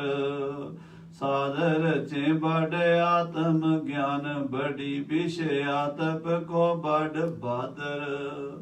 ਬਾਦਰ ਹੈ ਹੋਇ ਸਿੱਖ ਨਾਲ ਸੋ ਜਿਨ ਜਾਣਿਓ ਨਹੀਂ ਸੋ ਇਹ ਜਗ ਕਾਦਰ। ਕਾਦਰ ਹੈ ਜਮ ਕੋ ਤਿਨ ਜੀਵਨ ਅੰਤ ਭਜੇ ਗੁਰੂ ਤੇਗ ਬਹਾਦਰ। ਧੰਨ ਗੁਰੂ ਤੇਗ ਬਹਾਦਰ ਸਾਹਿਬ ਜੀ ਜਿੱਥੇ ਯਾਦ ਕਰੇ ਉੱਥੇ ਹੀ ਹਾਜ਼ਰ ਹੋ ਜਾਂਦੇ। ਹਾਜ਼ਰ ਹੋਤ ਜਹਾਂ ਸਿਮਰੇ, ਜਿੱਥੇ ਸਿੱਖ ਯਾਦ ਕਰੇ ਨਾ, ਬਹਾਦਰ ਦੇ ਵਿੱਚੋਂ ਬੱਬਾ ਕੱਢ ਦਿਓ ਤੇ ਹਾਜ਼ਰ ਰਹਿ ਜਾਂਦਾ। ਬੱਬਾ ਹਟਾ ਕੇ ਤੇ ਅੱਗੇ ਹਾਹੇ ਨੂੰ ਕੰਨਾ ਦੱਦਾ ਰਾਰਾ ਹਾਦਰ। ਹਾਦਰ ਦਾ ਮਤਲਬ ਹੁੰਦਾ ਹਾਜ਼ਰ ਨਾਜ਼ਰ। ਕਹਿੰਦੇ ਹਾਦਰ ਹੋਤ ਜਹਾਂ ਸਿਮਰੇ, ਜਿੱਥੇ ਯਾਦ ਕਰੋ ਉੱਥੇ ਹਾਜ਼ਰ ਹੋ ਜਾਂਦੇ। ਸੁਖ ਸਾਗਰ, ਸੁੱਖਾਂ ਦੇ ਸਮੁੰਦਰ ਨੇ ਗੁਰੂ ਤੇਗ ਬਹਾਦਰ। ਜਾਏ ਮੇਰੇ ਸੁਰ ਸਾਦਰ, ਸੁਰ ਮੈਨੇ ਦੇਵਤੇ ਜਿਨ੍ਹਾਂ ਨੂੰ ਸਤਿਕਾਰ ਨਾਲ ਮਿਲਦੇ ਨੇ, ਮੱਥਾ ਟੇਕਦੇ ਨੇ। ਗੁਰੂ ਤੇਗ ਬਹਾਦਰ ਸਾਹਿਬ ਦਾ ਸਤਿਕਾਰ ਦੇਵਤੇ ਵੀ ਕਰਦੇ ਨੇ। ਅੱਗੇ ਸਾਦਰ ਦੇ ਵਿੱਚੋਂ ਕਹਿੰਦੇ ਸਾਧ ਰਚੇ ਬੜ ਆਤਮ ਗਿਆਨ। ਸਾਧ ਹੁੰਦਾ ਖਾ ਕੇ ਆਪਾਂ ਜਦੋਂ ਮਿੱਠਾ ਖੱਟਾ ਸਵਾਦ ਲੈਨੇ, ਉਹਨੂੰ ਕਹਿੰਦੇ ਸਾਧ। ਕਹਿੰਦੇ ਸਵਾਦ ਬਣਾਉਂਦੇ ਗੁਰੂ ਤੇਗ ਬਹਾਦਰ ਜੀ ਆਤਮ ਗਿਆਨ ਦਾ। ਭਾਈ ਸੰਤੋਖ ਸਿੰਘ ਜੀ ਦਾ ਇਸ ਰਵੱਈਆ ਹੈ। ਕਹਿੰਦੇ ਸਾਧ ਰਚੇ ਬੜੇ ਆਤਮ ਗਿਆਨ। ਗੁਰੂ ਤੇਗ ਬਹਾਦਰ ਸਾਹਿਬ ਆਪਣੇ ਸਿੱਖਾਂ ਦੇ ਅੱਗੇ ਭੋਜਨ ਪਰੋਸਦੇ ਨੇ ਬ੍ਰਹਮ ਗਿਆਨ ਦਾ, ਆਤਮ ਗਿਆਨ ਦਾ। ਆਪ ਵੀ ਛਕਦੇ ਨੇ, ਸਿੱਖਾਂ ਨੂੰ ਵੀ ਛਕਾਉਂਦੇ ਨੇ। ਸਾਧ ਰਚੇ ਬੜੇ ਆਤਮ ਗਿਆਨ, ਬੜੀ ਵਿਸ਼ਿਆਤਵ ਕੋ ਬੜ ਬਹਾਦਰ। ਕਹਿੰਦੇ ਧੁੱਪ ਚੜੀ ਹੋਵੇ ਤੇ ਬੱਦਲ ਆ ਜਾਣ ਨਾ, ਤੇ ਧੁੱਪ ਤੋਂ ਥੋੜੀ ਰਾਹਤ ਮਿਲ ਜਾਂਦੀ ਹੈ। ਕਹਿੰਦੇ ਜਿਹੜੀ ਵਿਸ਼ਿਆਂ ਦੀ ਧੁੱਪ ਹੈ ਨਾ, ਵਿਸ਼ਿਆਂ ਦੀ ਧੁੱਪ ਜੀਵ ਆਤਮਾ ਨੂੰ ਸਾੜਦੀ ਹੈ। ਉਹਦੇ ਤੋਂ ਗੁਰੂ ਤੇਗ ਬਹਾਦਰ ਸਾਹਿਬ ਬੱਦਲ ਦੀ ਤਰ੍ਹਾਂ ਛਾਂ ਕਰ ਲੈਂਦੇ ਨੇ। ਬਹਾਦਰ ਕਹਿੰਦੇ ਬਾਦਰ ਹੈ ਹੋਇਆ ਸਿੱਖ ਨਰਸੋ। ਬਾਦ, ਬਾਦਰ ਤੋਂ ਫਿਰ ਅਗਲੀ ਪੰਕਤੀ ਉੱਥੋਂ ਹੀ ਚੱਕੀ ਨੂੰ ਸਿੰਘਾ ਅਵਲੋਕਨ ਨਿਆ। ਕਹਿੰਦੇ ਸ਼ੇਰ ਸ਼ਿਕਾਰ ਮਾਰਦਾ, ਏਦਾਂ ਸ਼ੇਰ ਜਾ ਕੇ ਨਾ ਫਿਰ 10 ਕਦਮ ਜਾਂਦਾ, ਫਿਰ ਉਹ ਸ਼ਿਕਾਰ ਵੱਲ ਵੇਖਦਾ, ਫਿਰ ਅੱਗੇ ਜਾਂਦਾ, ਫਿਰ ਉਹਨੂੰ ਕਹਿੰਦੇ ਸਿੰਘਾ ਅਵਲੋਕਨ। ਕਵੀ ਜਦੋਂ ਅਗਲੀ ਪੰਕਤੀ ਰਚਦਾ ਪਿਛਲੀ ਪੰਕਤੀ ਵੱਲ ਵੇਖ ਰਿਹਾ। ਆਖੋ ਸ੍ਰੀ ਵਾਹਿਗੁਰੂ। ਕਹਿੰਦੇ ਬਾਦਰ ਹੈ ਹੋਇਆ ਸਿੱਖ ਨਰਸੋ। ਉਹ ਵਿਅਰਥ ਰਹਿ ਜਾਂਦੇ ਜੀਵਨ ਉਹਨਾਂ ਦੇ। ਸਿੱਖਾਂ ਦੇ ਘਰ ਜੰਮੇ, ਸਿੱਖਾਂ ਦੇ ਘਰ ਜਨਮ ਤਾਂ ਲਿਆ, ਪਰ ਇਹ ਨਹੀਂ ਜਾਣਿਆ ਜਾਣਿਓ ਨਹੀਂ ਸੋ ਇਹੀ ਜਗ ਕਾਦਰ। ਸਿੱਖਾਂ ਦੇ ਬੱਚੇ ਬਣ ਕੇ ਵੀ ਕਈ ਨਾ ਨਾਸਤਕ ਹੋ ਜਾਂਦੇ ਆ। ਅੱਜ ਕੱਲ ਸਾਡੇ ਚ ਨਾਸਤਕਾਂ ਦੇ ਟੋਲਿਆਂ ਦੇ ਟੋਲੇ ਪੈਦਾ ਹੋ ਗਏ। ਉਹ ਕਹਿੰਦੇ ਗੁਰੂ ਹੋਰ ਹੈ ਤੇ ਰੱਬ ਹੋਰ ਹੈ, ਪਰ ਗੁਰਬਾਣੀ ਕਹਿੰਦੀ ਹੈ ਵੀ ਗੁਰੂ ਹੀ ਰੱਬ ਹੈ। ਆਖੋ ਸ੍ਰੀ ਵਾਹਿਗੁਰੂ। ਗੁਰਬਾਣੀ ਦਾ ਇਹ ਨਿਸ਼ਚਾ ਹੈ, ਸਿੱਖ ਦਾ ਇਹ ਨਿਸ਼ਚਾ ਹੈ। ਗੁਰ ਮੇਰਾ ਗੁਰੂ ਪਰਮੇਸ਼ਰ ਰੂਪ ਹੈ, ਆਪ ਨਾਰਾਇਣ ਕਲਾ ਧਾਰ ਜਗ ਮੈਂ ਪਰਵਰਿਓ। ਕਹਿੰਦੇ ਜਿਹਨੇ ਇਹ ਨਹੀਂ ਜਾਣਿਆ ਵੀ ਗੁਰੂ ਤੇਗ ਬਹਾਦਰ ਹੀ ਕਾਦਰ ਹੈ, ਜਾਣਿਓ ਨਹੀਂ ਸੋ ਇਹੀ ਜਗ ਕਾਦਰ। ਜਿਹਨੇ ਇਹ ਨਹੀਂ ਜਾਣਿਆ ਵੀ ਇਹ ਗੁਰੂ ਤੇਗ ਬਹਾਦਰ ਸਾਹਿਬ ਪਰਮੇਸ਼ਰ ਹੈ, ਕਹਿੰਦੇ ਉਹਦਾ ਜਨਮ ਵਿਅਰਥ ਹੈ। ਸਿੱਖਾਂ ਦੇ ਘਰ ਜੰਮ ਕੇ ਫੇਰ ਵੀ ਨਹੀਂ ਜਾਣਿਆ ਤਾਂ ਕਹਿੰਦੇ ਫਿਰ ਬਹੁਤ ਲਾਹਨਤ ਹੈ। ਆਖੋ ਸ੍ਰੀ ਵਾਹਿਗੁਰੂ। ਕਹਿੰਦੇ ਬਾਦਰ ਹੈ ਵਾ ਸਿੱਖ ਨਰ ਸੋ ਜਿਨ ਜਾਣਿਓ ਨਹੀਂ ਸੋ ਇਹੀ ਜਗ ਕਾਦਰ। ਕਾਦਰ ਹੈ ਜਮ ਕੋ ਤਿੰਨ ਜੀਵਨ। ਉੱਥੋਂ ਫਿਰ ਕਾਦਰ ਤੋਂ ਪੰਕਤੀ ਚੁੱਕ ਲਈ ਹੈ। ਕਹਿੰਦੇ ਕਾਦਰ ਹੈ, ਕਾ ਮੈਨੇ ਕੀ, ਦਰ ਮੈਨੇ ਦੱਦਾ ਤੇ ਡੱਡਾ ਸਵਰ ਨਹੀਂ ਹੁੰਦੇ ਹੈ। ਡਰ ਕੀ ਡਰ ਹੈ, ਜਮ ਕੋ ਤਿੰਨ ਜੀਵਨ। ਜਮਾਂ ਦਾ ਉਸ ਬੰਦੇ ਨੂੰ ਕੀ ਡਰ ਹੈ। ਅੰਤ ਭਜੇ ਗੁਰੂ ਤੇਗ ਬਹਾਦਰ। ਜਦੋਂ ਅੰਤ ਸਮਾਂ ਆਵੇ, ਸਿੱਖ ਦੇ ਮੂੰਹ ਤੋਂ ਨਿਕਲ ਜਾਏ ਧੰਨ ਗੁਰੂ ਤੇਗ ਬਹਾਦਰ, ਤੇ ਜਮ ਉਸ ਬੰਦੇ ਨੂੰ ਨਹੀਂ ਫੜ ਸਕਦੇ। ਐਸੇ ਸਤਿਗੁਰੂ ਤੇਗ ਬਹਾਦਰ ਸਾਹਿਬ ਜੀ ਮਹਾਰਾਜ ਸਮੁੰਦਰ 'ਚ ਜਾ ਪਹੁੰਚੇ ਨੇ। ਜਾ ਕੇ ਟਾਪੂ 'ਚ ਭਾਈ ਮੱਖਣ ਸ਼ਾਹ ਦਾ ਜਹਾਜ਼ ਬੰਨੇ ਲਾ ਦਿੱਤਾ ਤੇ ਉਹ ਸਮੁੰਦਰ 'ਚ ਚੱਲ ਵੀ ਪਿਆ ਹੈ। ਇਹ ਮੈਂ ਹੀ ਜਾਣਬ ਬਿਰਤੰਦਾ। ਮੱਖਣ ਸ਼ਾਹ ਕਹਿੰਦਾ ਇਹ ਗੱਲ ਤਾਂ ਹੁਣ ਮੈਂ ਹੀ ਜਾਣਦਾ ਵੀ ਇਹ ਜਹਾਜ਼ ਕਿਹਨੇ ਤੋਰਿਆ ਹੈ। ਜਾਣੇ ਹੈ ਕਿਆ ਇਹ ਲੋਕ ਗਵਾਰਾ। ਇਹ ਗਵਾਰ ਲੋਕ ਵਿਚਾਰੇ ਬੇਸਮਝ ਹਨ। ਇਹ ਕੀ ਜਾਣਦੇ, ਇਹਨਾਂ ਨੂੰ ਕੀ ਪਤਾ ਹੈ ਵੀ ਜਹਾਜ਼ ਕੌਣ ਤੋਰ ਕੇ ਗਿਆ ਹੈ। ਜੋ ਸਤਿਗੁਰ ਕੀ ਨਸ ਉਪਕਾਰਾ। ਜੋ ਸਤਿਗੁਰੂ ਨੇ ਉਪਕਾਰ ਕੀਤਾ ਮਹਾਰਾਜ ਗੁਰੂ ਨਾਨਕ ਸਾਹਿਬ ਦੀ ਜੋਤ ਨੇ, ਉਹਦੇ ਕਰਕੇ ਜਹਾਜ਼ ਤੁਰਿਆ ਜਾਂਦਾ ਸਮੁੰਦਰ ਦੇ ਵਿੱਚ। ਗੁਰ ਕਿਰਤ ਤੇ ਜੋ ਕਿਰਤ ਕਨੀ ਹੋਏ। ਹਾਂ, ਕਹਿੰਦੇ ਜਿਹੜੇ ਗੁਰੂ ਦੀ ਕਿਰਤ ਤੋਂ ਕਿਰਤ ਘਣ ਹੋ ਜਾਂਦਾ, ਭਾਵ ਗੁਰੂ ਪਾਤਸ਼ਾਹ ਮਹਾਰਾਜ ਦੇ ਕੀਤੇ ਉਪਕਾਰ ਨੂੰ ਭੁੱਲ ਜਾਂਦਾ। ਕਹਿੰਦਾ ਮੈਂ ਕੀਤਾ, ਕਰਦਾ ਗੁਰੂ ਹੈ ਤੇ ਕਈ ਮੇਰੇ ਵਰਗੇ ਉਹੀ ਮੁੱਛਾਂ ਨੂੰ ਤਾ ਦੇਈ ਮੈਂ ਕੀਤਾ। ਸਾਧ ਸੰਗਤ ਜੀ ਆਪਾਂ ਕੁਝ ਕਰਨ ਜੋਗੇ ਹੁੰਦੇ ਤੇ ਅਸੀਂ ਬੜਾ ਕੁਝ ਕਰ ਦਿੰਦੇ। ਸਾਡੇ ਕੋਲ ਕੱਖ ਨਹੀਂ, ਜੇ ਕੱਖ ਨਹੀਂ ਹੋਣਾ। ਜਦੋਂ ਵੀ ਕੋਈ ਮੋਰਚਾ ਫਤਿਹ ਹੋਣਾ ਨਾ, ਉਹ ਗੁਰੂ ਦੇ ਭਰੋਸੇ ਨਾਲ ਹੋਣਾ। ਅੱਜ ਵੀ ਸਾਡੇ 'ਚ ਕਈ ਤਰ੍ਹਾਂ ਦੀਆਂ ਰੌਲੇ ਪਏ ਹੋਏ ਨੇ, ਤੇ ਪਰ ਮੇਰੀ ਬੇਨਤੀ ਹੈ ਵੀ ਜੇ ਜਿੱਤਣਾ ਚਾਹੁੰਦੇ ਨਾ ਪੰਜਾਬ ਵਾਲਿਓ, ਤੇ ਗੁਰੂ ਨੂੰ ਮੰਨ ਲਓ। ਗੁਰੂ ਨਾਨਕ, ਗੁਰੂ ਗੋਬਿੰਦ ਸਿੰਘ ਜੀ ਪੂਰਨ ਗੋਰੇ ਅਵਤਾਰ, ਸ੍ਰੀ ਗੁਰੂ ਗ੍ਰੰਥ ਸਾਹਿਬ ਦਾ ਓਟ ਆਸਰਾ ਲੈ ਲਓ। ਆਪਣੇ ਵਿੱਚੋਂ ਈਰਖਾ, ਵਕੀਲੀ, ਵਡਿਆਈ ਦੀ ਭੁੱਖ ਇਹ ਕੱਢ ਦਿਓ। ਜੇ ਇਹ ਹੋਵੇਗੀ ਨਾ ਫੇਰ ਨਹੀਂ। ਕਹਿੰਦੇ ਕਹੇ ਬਿਰਜੇਸ਼ ਸੁਣੋ ਵੀਰ ਖਾਲਸਾ, ਤਿਆਗ ਦਿਓ ਮਨੋ ਵਡਿਆਈ ਲਾਲਸਾ। ਲੋਕ ਮੈਨੂੰ ਵਡਿਆਈ ਦੇਣ, ਮੇਰੇ ਨੰਬਰ ਬਣਨ, ਮੇਰੀ ਅਖਬਾਰਾਂ ਵਿੱਚ, ਟੀਵੀ 'ਚ ਮੇਰਾ ਹੀ ਨਾਮ ਆਵੇ, ਤੇ ਫਿਰ ਕੁਛ ਨਹੀਂ ਬਣਨਾ। ਤੇ ਜੇ ਕਹੀਏ ਗੁਰੂ, ਤੇ ਗੁਰੂ ਦੇ ਆਸਰੇ ਤੇ ਫਿਰ ਜਿਹੜਾ ਵੀ ਕੰਮ ਕਰੋਗੇ ਨਾ ਫਤਿਹ ਹੋਵੇਗਾ। ਆਖੋ ਸਤਨਾਮ ਸ੍ਰੀ ਵਾਹਿਗੁਰੂ। ਗੁਰੂ ਨੂੰ ਮੂਹਰੇ ਕਰ ਲਓ, ਗੁਰੂ ਦੇ ਪਿੱਛੇ ਤੁਰ ਪਓ।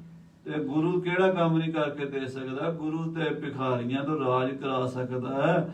ਗੁਰੂ ਤੇ ਕੱਲੇ ਕੱਲੇ ਨੂੰ 1.25 ਲੱਖ ਨਾਲ ਲੜਾ ਸਕਦਾ ਹੈ। ਗੁਰੂ ਚਿੜੀਆਂ ਤੋਂ ਬਾਜ ਤੁੜਾ ਸਕਦਾ ਹੈ। ਗੁਰੂ ਗਿੱਦੜੋਂ ਸ਼ੇਰ ਬਣਾ ਸਕਦਾ ਹੈ। ਗੁਰੂ ਮਿੱਟੀ ਨੂੰ ਸੋਨਾ ਕਰ ਸਕਦਾ ਹੈ। ਸੋ ਸਤਿਗੁਰੂ ਦੇ ਭਰੋਸਾ ਰੱਖੋ ਭਾਈ। ਦੇਖੋ ਮੱਖਣ ਸ਼ਾਹ ਕਹਿੰਦਾ ਜਹਾਜ਼ ਲਗਾਉਣ ਵਾਲੇ ਤੇ ਮੇਰੇ ਸਤਿਗੁਰੂ ਹਨ, ਤੇ ਜੇ ਅਸੀਂ ਉਹਨਾਂ ਦਾ ਉਪਕਾਰ ਭੁੱਲ ਜਾਈਏ ਤੇ ਫਿਰ ਅਕਿਰਤ ਘਾਣ। ਤੇ ਅਕਿਰਤ ਘਾਣ ਵਰਗਾ ਧਰਤੀ ਤੇ ਭਾਰ ਹੀ ਕੋਈ ਨਹੀਂ ਹੁੰਦਾ। ਭਾਰੇ ਭੋਈ ਅਕਿਰਤ ਘਾਣ ਮੰਦੀ ਹੂੰ ਮੰਦੇ।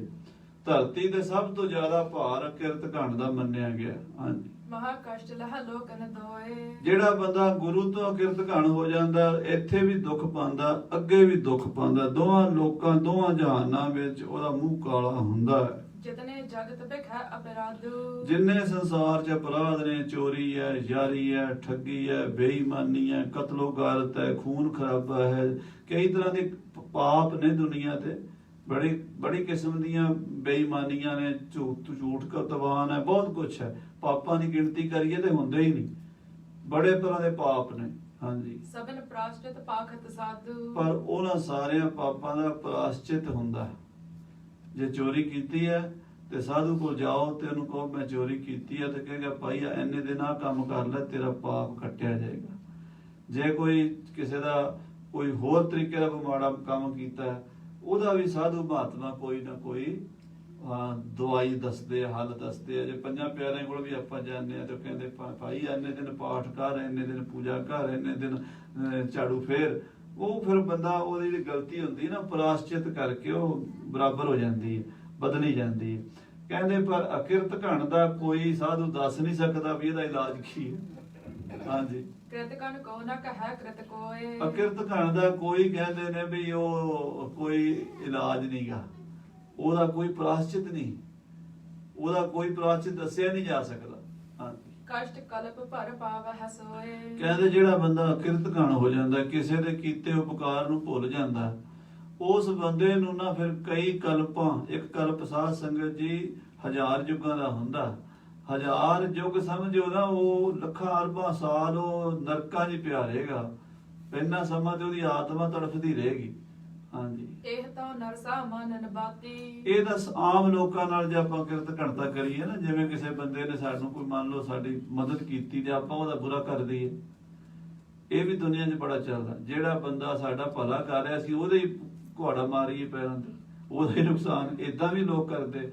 ਜਿਹੜਾ ਏਦਾਂ ਸਮਾਨ ਕਿਸੇ ਬੰਦੇ ਦੇ ਨਾਲ ਬੁਰਾਈ ਕਰਨੀ, ਚੰਗਾ ਕਰਨ ਵਾਲੇ ਨਾਲ ਬੁਰਾ ਕਰਨਾ, ਅਰ ਸਤ ਗੁਰ ਜੇ ਬੜ ਦੁਖ ਹਾਤੀ। ਉਹਨੂੰ ਤਾਂ ਇੱਕ ਕਲਪ ਤੱਕ ਨਰਕਾਂ 'ਚ ਰਹਿਣਾ ਪਏਗਾ। ਪਰ ਕਹਿੰਦੇ ਜਿਹੜਾ ਗੁਰੂ ਦੇ ਨਾਲ ਕਰੇ ਉਹਨੂੰ ਹੋਰ 1000 ਕਲਪ ਰਹਿਣਾ ਪਏਗਾ। ਆਖੋ ਸ੍ਰੀ ਵਾਹਿਗੁਰੂ। ਉਹ ਤਾਂ ਨਿਕਲ ਹੀ ਨਹੀਂ ਸਕਦਾ ਨਰਕਾਂ ਵਿੱਚੋਂ, ਕਿਉਂਕਿ ਗੁਰੂ ਦੇ ਸਤਿਗੁਰੂ ਸਭਨਾਂ ਦਾ ਭਲਾ ਮਨਾਏਂਦਾ, ਤੇ ਇਸ ਦਾ ਬੁਰਾ ਕਿਉਂ ਹੋਏ? ਗੁਰੂ ਦਾ ਤੇ ਅਵਤਾਰ ਦੁਨੀਆ ਤੇ ਆਇਆ ਹੀ ਤਾਂ ਹੈ ਵੀ ਉਹ ਭਲਾ ਕਰਨ ਵਾਸਤੇ। ਫਿਰ ਐਸੇ ਭਲਾ ਕਰਨ ਵਾਲੇ ਗੁਰੂ ਨਾਲ ਜਿਹੜਾ ਬੁਰਾ ਕਰੇ, ਉਹਦਾ ਕਿੱਥੇ ਭਲਾ ਹੋਣਾ ਹੈ? ਇਨਤੇ ਬਨਹਿ ਕ੍ਰਿਤ ਕਨੀ ਜੋਏ। ਜਿਹੜਾ ਗੁਰੂ ਤੋਂ ਕਿਰਤ ਘਣ ਹੋ ਜਾਂਦਾ ਹੈ, ਕੋ ਜਾਣਹਿ ਤਿਨ ਕੋ ਕਿਆ ਹੋਏ। ਕੀ ਜਾਣੀਏ ਉਹਦਾ ਕੀ ਬਣੇਗਾ, ਕੀ ਹੋਵੇਗਾ ਉਹਦੇ ਨਾਲ? ਉਹਨੂੰ ਬੜੀ ਸਖਤ ਸਜ਼ਾ ਮਿਲੇਗੀ। ਜੇ ਸਤ ਗੁਰ ਕਾ ਹੈ ਅਪਕਾਰੀ। ਹਾਂ, ਜਿਹੜੇ ਸਤਿਗੁਰੂ ਸੱਚੇ ਪਾਤਸ਼ਾਹ ਜੀ ਦਾ ਬੁਰਾ ਕਰਦੇ ਹਨ, ਜਿਹੜੇ ਗੁਰੂ ਦਾ ਅਪਕਾਰ ਕਰਦੇ ਹਨ, ਯਾਨੀ ਗੁਰੂ ਦਾ ਨੁਕਸਾਨ ਕਰਦੇ ਹਨ, ਛਟ ਹੈ ਨਾ ਸੰਕਟ ਪਾਵਹਿ ਭਾਰੀ। ਉਹ ਜਮਾਂ ਤੋਂ ਛੁੱਟ ਨਹੀਂ ਸਕਦੇ, ਬੜਾ ਭਾਰੀ ਸੰਕਟ ਭੋਗਦੇ ਹਨ। ਇਹ ਮਾਨਵ ਅਜਾਨ ਕਿਆ ਜਾਣੈ। ਭਾਈ ਮੱਖਣ ਸ਼ਾਹ ਕਹਿੰਦਾ ਇਹ ਬੰਦੇ ਵਿਚਾਰੇ ਅਣਜਾਣ ਦਿਹਾੜੀਦਾਰ ਬੰਦੇ, ਇਹਨਾਂ ਨੂੰ ਕੀ ਪਤਾ ਹੈ ਗੁਰੂ ਦੀ ਮਹਿਮਾ ਦਾ। ਮੈਂ ਤਾਂ ਸਭ ਬਦਲਾਹਾ ਮਹਾਨ। ਪਰ ਮੈਨੂੰ ਤੇ ਪਤਾ ਹੈ ਨਾ ਵੀ ਜਹਾਜ਼ ਇਹਨਾਂ ਨੇ ਬੰਨੇ ਨਹੀਂ ਲਾਇਆ, ਇਹਨਾਂ ਦਾ ਤਾਂ ਬਹਾਨਾ ਹੀ ਸੀ। ਜਹਾਜ਼ ਤਾਂ ਗੁਰੂ ਤੇਗ ਬਹਾਦਰ ਸਾਹਿਬ ਮਹਾਰਾਜ ਜੀ ਨੇ, ਉਸ ਵੇਲੇ ਮੱਖਣ ਸ਼ਾਹ ਨਾਂ ਨਹੀਂ ਸੀ ਜਾਣਦਾ, ਪਰ ਉਹਨੂੰ ਪਤਾ ਸੀ ਵੀ ਜਿੱਥੇ ਵੀ ਗੁਰੂ ਸਾਹਿਬ ਵਿਰਾਜਮਾਨ ਨੇ ਉੱਥੋਂ ਹੀ ਆ ਕੇ ਉਹਨਾਂ ਨੇ ਮੇਰੀ ਸਹਾਇਤਾ ਕਰਤੀ ਹੈ। ਹਾਂਜੀ, ਏਵ ਵਿਚਾਰਤ ਚਲਿਓ ਜਹਾਜੂ ਤੋ ਇਸ ਤਰ੍ਹਾਂ ਵਿਚਾਰ ਕਰਦਾ ਮਨ ਵਿੱਚ ਜਹਾਜ਼ ਜਾ ਰਿਹਾ ਭਾਈ ਮੱਖਣ ਸ਼ਾਹ। ਗੁਰਪੂਰ ਰਹਿਨਿਤ ਸਿੱਖਿਅਨ ਕਾਜੂ ਗੁਰੂ ਸਾਹਿਬ ਆਪਣੇ ਸਿੱਖਾਂ ਦੇ ਕਾਜ ਪੂਰੇ ਕਰਦੇ ਹਨ। ਪਹੁੰਚਿਓ ਆਨ ਆਪਨੇ ਥਾਨੂ ਆਪਣੇ ਸਥਾਨ ਤੇ ਆ ਪਹੁੰਚਿਆ। ਲੀਨਸ ਵਸਤ ਉਤਾਰ ਮਹਾਨੂ ਇਹ ਗੁਜਰਾਤ ਕਾਠੀਆਵਾੜ ਜਿਹੜਾ ਇਲਾਕਾ ਹੈ ਉਧਰ ਕਹਿੰਦੇ ਨੇ ਟਾਪੂ ਤੇ ਆ ਗਿਆ ਤੇ ਉੱਥੋਂ ਸਮਾਨ ਸਾਰਾ ਉਹਨੇ ਵੇਚਿਆ। ਸੌਦਾ ਸਕਲ ਵੇਚਬੋ ਕਰਿਓ ਸਾਰਾ ਸੌਦਾ ਵੇਚ ਕੇ ਬਹੁਤ ਲਾਭ ਤਿਸ ਪਾਲੈ ਪਰਿਓ ਲੱਖਾਂ ਰੁਪਏ ਦਾ ਉਹਨੂੰ ਨਫਾ ਹੋਇਆ। ਆਏ ਜਾਏ ਵੇ ਖੇਪ ਜਦੋਏ ਆਉਣ ਜਾਣ ਵਾਲੇ ਕਿਉਂਕਿ ਕੋਈ ਸਮਾਨ ਬਾਹਰਲੇ ਮੁਲਕ 'ਚ ਲੈ ਗਿਆ ਸੀ, ਕੁਝ ਉਧਰੋਂ ਲੈ ਕੇ ਆਇਆ ਸੀ, ਦੋਵੇਂ ਪਾਸਿਓਂ ਨਫਾ ਹੋਇਆ ਸੀ। ਕਰਿਓ ਬਨਜ ਅਧਿਕਾ ਤਨ ਹੋਏ ਬਹੁਤ ਪੈਸਾ ਹੋ ਗਿਆ ਵਣਜ ਕਰਕੇ। ਭਇਓ ਤਨਾੜ ਸਿੱਖਿਆ ਤਬ ਭਾਰਾ ਬੜਾ ਧਨਾੜ ਸਿੱਖ ਹੋ ਗਿਆ, ਅੱਗੇ ਨਾਲੋਂ ਵੀ ਮਾਲਾ ਮਾਲ ਹੋ ਗਿਆ। ਰਾਖੇ ਨੌਕਰ ਆਪਣੇ ਦੁਆਰਾ ਬਹੁਤ ਸਾਰੇ ਨੌਕਰ ਇਹਨੇ ਨਵੇਂ ਭਰਤੀ ਕਰ ਲਏ। ਗੁਰ ਸਿੱਖੀ ਪਰ ਅਧ ਕੁਲ ਭਾਇਓ ਗੁਰਸਿੱਖੀ ਦੇ ਹੋਰ ਨਿਸ਼ਚਾ ਪੱਕਾ ਹੋ ਗਿਆ। ਸਿਮਰਹ ਬਾਰ ਬਾਰ ਸੁਖ ਪਾਇਓ ਬਾਰ-ਬਾਰ ਗੁਰਬਾਣੀ ਪੜ੍ਹਦਾ, ਗੁਰੂ ਨੂੰ ਯਾਦ ਕਰਦਾ। ਰਹਿ ਨਾ ਸਕਿਓ ਚਾਹ ਦਰਸ਼ਨ ਦੇਖਾ ਹੁਣ ਚ ਮਨ ਚ ਅਰਦਾਸ ਕੀਤੀ ਹੋਈ ਸੀ, ਰਹਿ ਨਹੀਂ ਸਕਿਆ। ਚੱਲ ਮਨਾ ਸਾਧ ਸੰਗਤ ਜੀ, ਅਸੀਂ ਸੁਖਣਾ ਸੁਖਦੇ ਹਾਂ ਪਰ ਬਾਅਦ ਚ ਜਦੋਂ ਕੰਮ ਹੋ ਜਾਂਦਾ ਭੁੱਲ ਭਰ ਜਾਂਦੇ ਹਾਂ। ਗੁਰੂ ਦੀ ਸੁਖਣਾ ਨਹੀਂ ਰੱਖਣੀ ਚਾਹੀਦੀ, ਉਹ ਜਨਮਾਂ ਜਨਮਾਂਤਾਂ ਬਾਅਦ ਵੀ ਪੂਰੀ ਕਰਨੀ ਪੈਂਦੀ ਹੈ। ਪਰ ਮਨ ਵਿੱਚ ਇਹ ਸੀਗਾ ਵੀ ਮੈਂ ਮਹਾਰਾਜ ਦੀ ਦੇ ਸੁਖਣਾ ਸੁਖੀ ਹੈ ਤੇ ਭਾਈ ਸਾਹਿਬ ਉਸੇ ਵੇਲੇ ਪੰਜਾਬ ਨੂੰ ਤੁਰ ਪਿਆ। ਚਲਿਓ ਪੰਥ ਲੈ ਸੌਜ ਵਿਸ਼ੇਖਾ ਬਹੁਤ ਸਾਰੀਆਂ ਵਧੀਆ ਵਧੀਆ ਭੇਟਾਵਾਂ ਲੈ ਕੇ ਤੁਰ ਪਿਆ। ਸੇਵਕ ਨੌਕਰ ਰਖ ਸਮੁਦਾਇ ਬਹੁਤ ਸਾਰੇ ਨੌਕਰ ਨਾਲ ਸਨ। ਮਦਰ ਦੇਸ਼ ਕੇ ਸਨਮੁਖ ਆਏ ਪੰਜਾਬ ਵੱਲ ਆ ਗਿਆ। ਦਰਸੋ ਗੁਰੂ ਪ੍ਰਤੀਖਨ ਕਰੇ ਇਹ ਉਡੀਕ ਵੀ ਗੁਰੂ ਸਾਹਿਬ ਦੇ ਦਰਸ਼ਨ ਕਦੋਂ ਹੋਣਗੇ। ਸਿਮਰਹ ਨਾਮ ਸਦਾ ਅਰ ਧਰੇ ਨਾਮ ਜਪਦਾ ਹੈ। ਪੂਰਬ ਦੇਸ਼ ਪੰਥ ਵੜ ਜਾਣਾ ਕਹਿੰਦੇ ਬਹੁਤ ਲੰਮਾ ਪਿੰਡਾ ਤੈਅ ਕਰਕੇ ਬਸਹ ਨਿਸਾਦਨ ਕਰਹਿ ਪਿਆਨਾ ਕਹਿੰਦੇ ਰਾਤ ਕਿਤੇ ਰੁਕ ਜਾਂਦਾ ਸੀ, ਸਵੇਰੇ ਤੁਰ ਪੈਂਦਾ ਸੀ। ਕਾਨਨ ਦੇਸ਼ ਨਗਰ ਮਗਮਾਹੀ ਜੰਗਲ ਪਹਾੜ ਦਰਿਆ ਜੋ ਰਸਤੇ 'ਚ ਆਏ ਦੇਖਤ ਆਇਥਰ ਹੈ ਕਿਤਨਾ ਸਾਰੇ ਦੇਸਾਂ ਵਿੱਚੋਂ ਲੰਘ ਕੇ ਪੰਜਾਬ ਵੱਲ ਆ ਗਿਆ। ਗੰਗਾ ਜਮਨਾ ਆਦ ਜਸਲ ਗੰਗਾ ਜਮਨਾ ਰਸਤੇ ਜਿਹੜੀਆਂ ਵੀ ਨਦੀਆਂ ਆਈਆਂ ਟੱਪ ਆਇਆ ਸਾਰੀਆਂ। ਵੱਡੋ ਗੰਭੀਰ ਨੀਰ ਜਨ ਚਲਤਾ ਜਿਨ੍ਹਾਂ 'ਚ ਬੜਾ ਡੂੰਘਾ ਪਾਣੀ ਚੱਲਦਾ ਉਹ ਨਦੀਆਂ ਟੱਪ ਕੇ ਕ੍ਰਮ ਕ੍ਰਮ ਸਕਲ ਅਲੰਗਤ ਆਵਾ ਸਾਰਾ ਪਿੰਡ ਲੰਘ ਕੇ ਗੁਰਦਰਸ਼ਨ ਕੋ ਉਰਲ ਲਚਾਵਾ ਗੁਰੂ ਸਾਹਿਬ ਦੇ ਦਰਸ਼ਨਾਂ ਦਾ ਲਾਲਚ ਲੈ ਕੇ ਲੀਨ ਸਰਬ ਪਰਿਵਾਰ ਸੰਗਾਰੇ ਆਪਣਾ ਪਰਿਵਾਰ, ਆਪਣੇ ਬੱਚੇ, ਆਪਣੀ ਪਤਨੀ ਸਭ ਨੂੰ ਨਾਲ ਲੈ ਕੇ ਆਇਆ। ਸਤ ਇਸਤਰੀ ਜਤ ਸ਼ਰਦਾ ਧਾਰੇ ਆਪਣੇ ਪਰਿਵਾਰ ਸਮੇਤ ਬੜੀ ਸ਼ਰਧਾ ਨਾਲ ਮੱਖਣ ਸ਼ਾਹ ਲਬਾਣਾ ਪੰਜਾਬ ਵੜਿਆ। ਸੰਗ ਪੰਜ ਸਾ ਨੌਕਰ ਔਰ 500 ਨੌਕਰ ਵੀ ਨਾਲ ਸੀ ਉਹਦੇ। ਪਾਵਤ ਡੇਰੇ ਠੌਰ ਸਠੌਰ ਜਿੱਥੇ ਰਾਤ ਪੈਂਦੀ ਡੇਰਾ ਕਰ ਲੈਂਦੇ, ਸਵੇਰੇ ਤੁਰ ਪੈਂਦੇ। ਆਇਤ ਤਰੇ ਸਾਥ ਪਟ ਪੀਰ ਔਰ ਨਾਲ 500 ਬੰਦੇ ਸ਼ਸਤਰ ਧਾਰੀ, ਹਥਿਆਰਬੰਦ, ਬੰਦੂਕਾਂ, ਗੰਡਾਸਿਆਂ, ਬਰਛਿਆਂ ਵਾਲੇ ਰੱਖੇ ਹੋਏ ਸਨ। ਆਵਤ ਮਾਰਗ ਚਲੇ ਬਹੀਰ ਇਹ ਸਾਰਾ ਮੱਖਣ ਸ਼ਾਹ ਦਾ ਲਾਓ ਲਸ਼ਕਰ ਤੁਰਿਆ ਹੁੰਦਾ ਹੈ। ਦਰਬ ਕੋਸ਼ ਚਿਹ ਸੰਗ ਵਿਸਾਲਾ ਨਾਲ ਮਾਇਆ ਹੈ, ਖਜ਼ਾਨਾ ਬਹੁਤ ਹੈ ਤੇ ਉਸ ਨਿਰੰਤਰ ਆਵਤ ਚਾਲਾ ਔਰ ਲਗਾਤਾਰ ਤੁਰਿਆ ਹੁੰਦਾ ਹੈ। ਪਹੁੰਚੋ ਨਿਕਟ ਤਬ ਹੈ ਗੁਰਦੇਸ਼ ਪੰਜਾਬ ਨੇੜੇ ਆ ਗਿਆ। ਪਿਆਰੀ ਸਿੱਖੀ ਜਾਹੇ ਵਿਸ਼ੇਸ਼ ਇਹ 'ਚ ਗੁਰੂ ਕੀ ਸਿੱਖੀ ਹੈ। ਸਿੱਖ ਮਿਲਣ ਲੱਗ ਪਏ ਰਸਤੇ ਸ਼ਹਿਰਾਂ 'ਚ, ਉਹਨਾਂ ਤੋਂ ਪਤਾ ਲੱਗਣ ਲੱਗ ਪਿਆ। ਪਤਾ ਲੱਗਾ ਵੀ ਮਹਾਰਾਜ ਤਾਂ ਜੋਤੀ ਜੋਤ ਸਮਾ ਗਏ ਦਿੱਲੀ ਦੇ ਵਿੱਚ 8ਵੇਂ ਪਾਤਸ਼ਾਹ, ਤੇ ਜੋਤੀ ਜੋਤ ਸਮਾਉਣ ਲੱਗਿਆ ਬਚਨ ਕਰਕੇ ਵੀ ਬਾਬੇ ਬਕਾਲੇ ਵਿੱਚ। ਉਹ ਫਿਰ ਮੱਖਣ ਸ਼ਾਹ ਦਿੱਲੀ ਦੀ ਥਾਂ ਤੇ ਹੁਣ ਸਿੱਧਾ ਬਕਾਲੇ ਜਾਏਗਾ। ਬਕਾਲੇ ਜਾ ਕੇ ਗੁਰੂ ਸਾਹਿਬ ਦੀ ਭਾਲ ਕਰੇਗਾ। ਉਹ ਕਥਾ ਆਪਾਂ ਸਰਵਣ ਕਰਾਂਗੇ। ਸਮੇਂ ਦੇ ਲਿਹਾਜ਼ ਨਾਲ ਸਮਾਪਤੀ ਹੈ। ਹੇ ਗੋਬਿੰਦ, ਹੇ ਗੋਪਾਲ, ਹੇ ਦਇਆਲ, ਪ੍ਰਾਣਨਾਥ ਅਨਾਥ ਸਖੇ ਦੀਨ ਦਰਦ ਨਿਵਾਰ, ਹੇ ਸਮਰਾਥ ਅਗੰਮ ਪੂਰਨ ਮੋਹਿ ਮਾਇਆ ਧਾਰ, ਆਨੰਦ ਕੂਪ ਮਹਾ ਪਿਆਨ ਨਾਨਕ ਪਾਰ ਉਤਾਰ, ਆਏ ਪ੍ਰਭ ਸਰਨਾਗਤੀ ਕਿਰਪਾ ਨਿਤ ਦਿਆਲ, ਏਕ ਅੱਖਰ ਹਰ ਮਨ ਬਸਤਰ ਨਾਨਕ ਹੋਤ ਨਿਹਾਲ, ਵਾਹਿਗੁਰੂ ਨਾਮ ਜਹਾਜ ਹੈ ਚੜੇ ਸੰਤਰੀ ਪਾਰ, ਜੋ ਸ਼ਰਧਾ ਕਰ ਸੇਵ ਦੇ ਗੁਰੂ ਪਾਰ ਉਤਾਰਨ ਹਾਰ। ਵਾਹਿਗੁਰੂ ਜੀ ਕਾ ਖਾਲਸਾ, ਵਾਹਿਗੁਰੂ ਜੀ ਕੀ ਫਤਿਹ। ਪਰਿਵਾਰ ਪਰੀਆਂ ਸ਼ਬਦ ਗਾਵੋ, ਸਬਦੋਤਾ ਗਾਵੋ ਹਰੀ।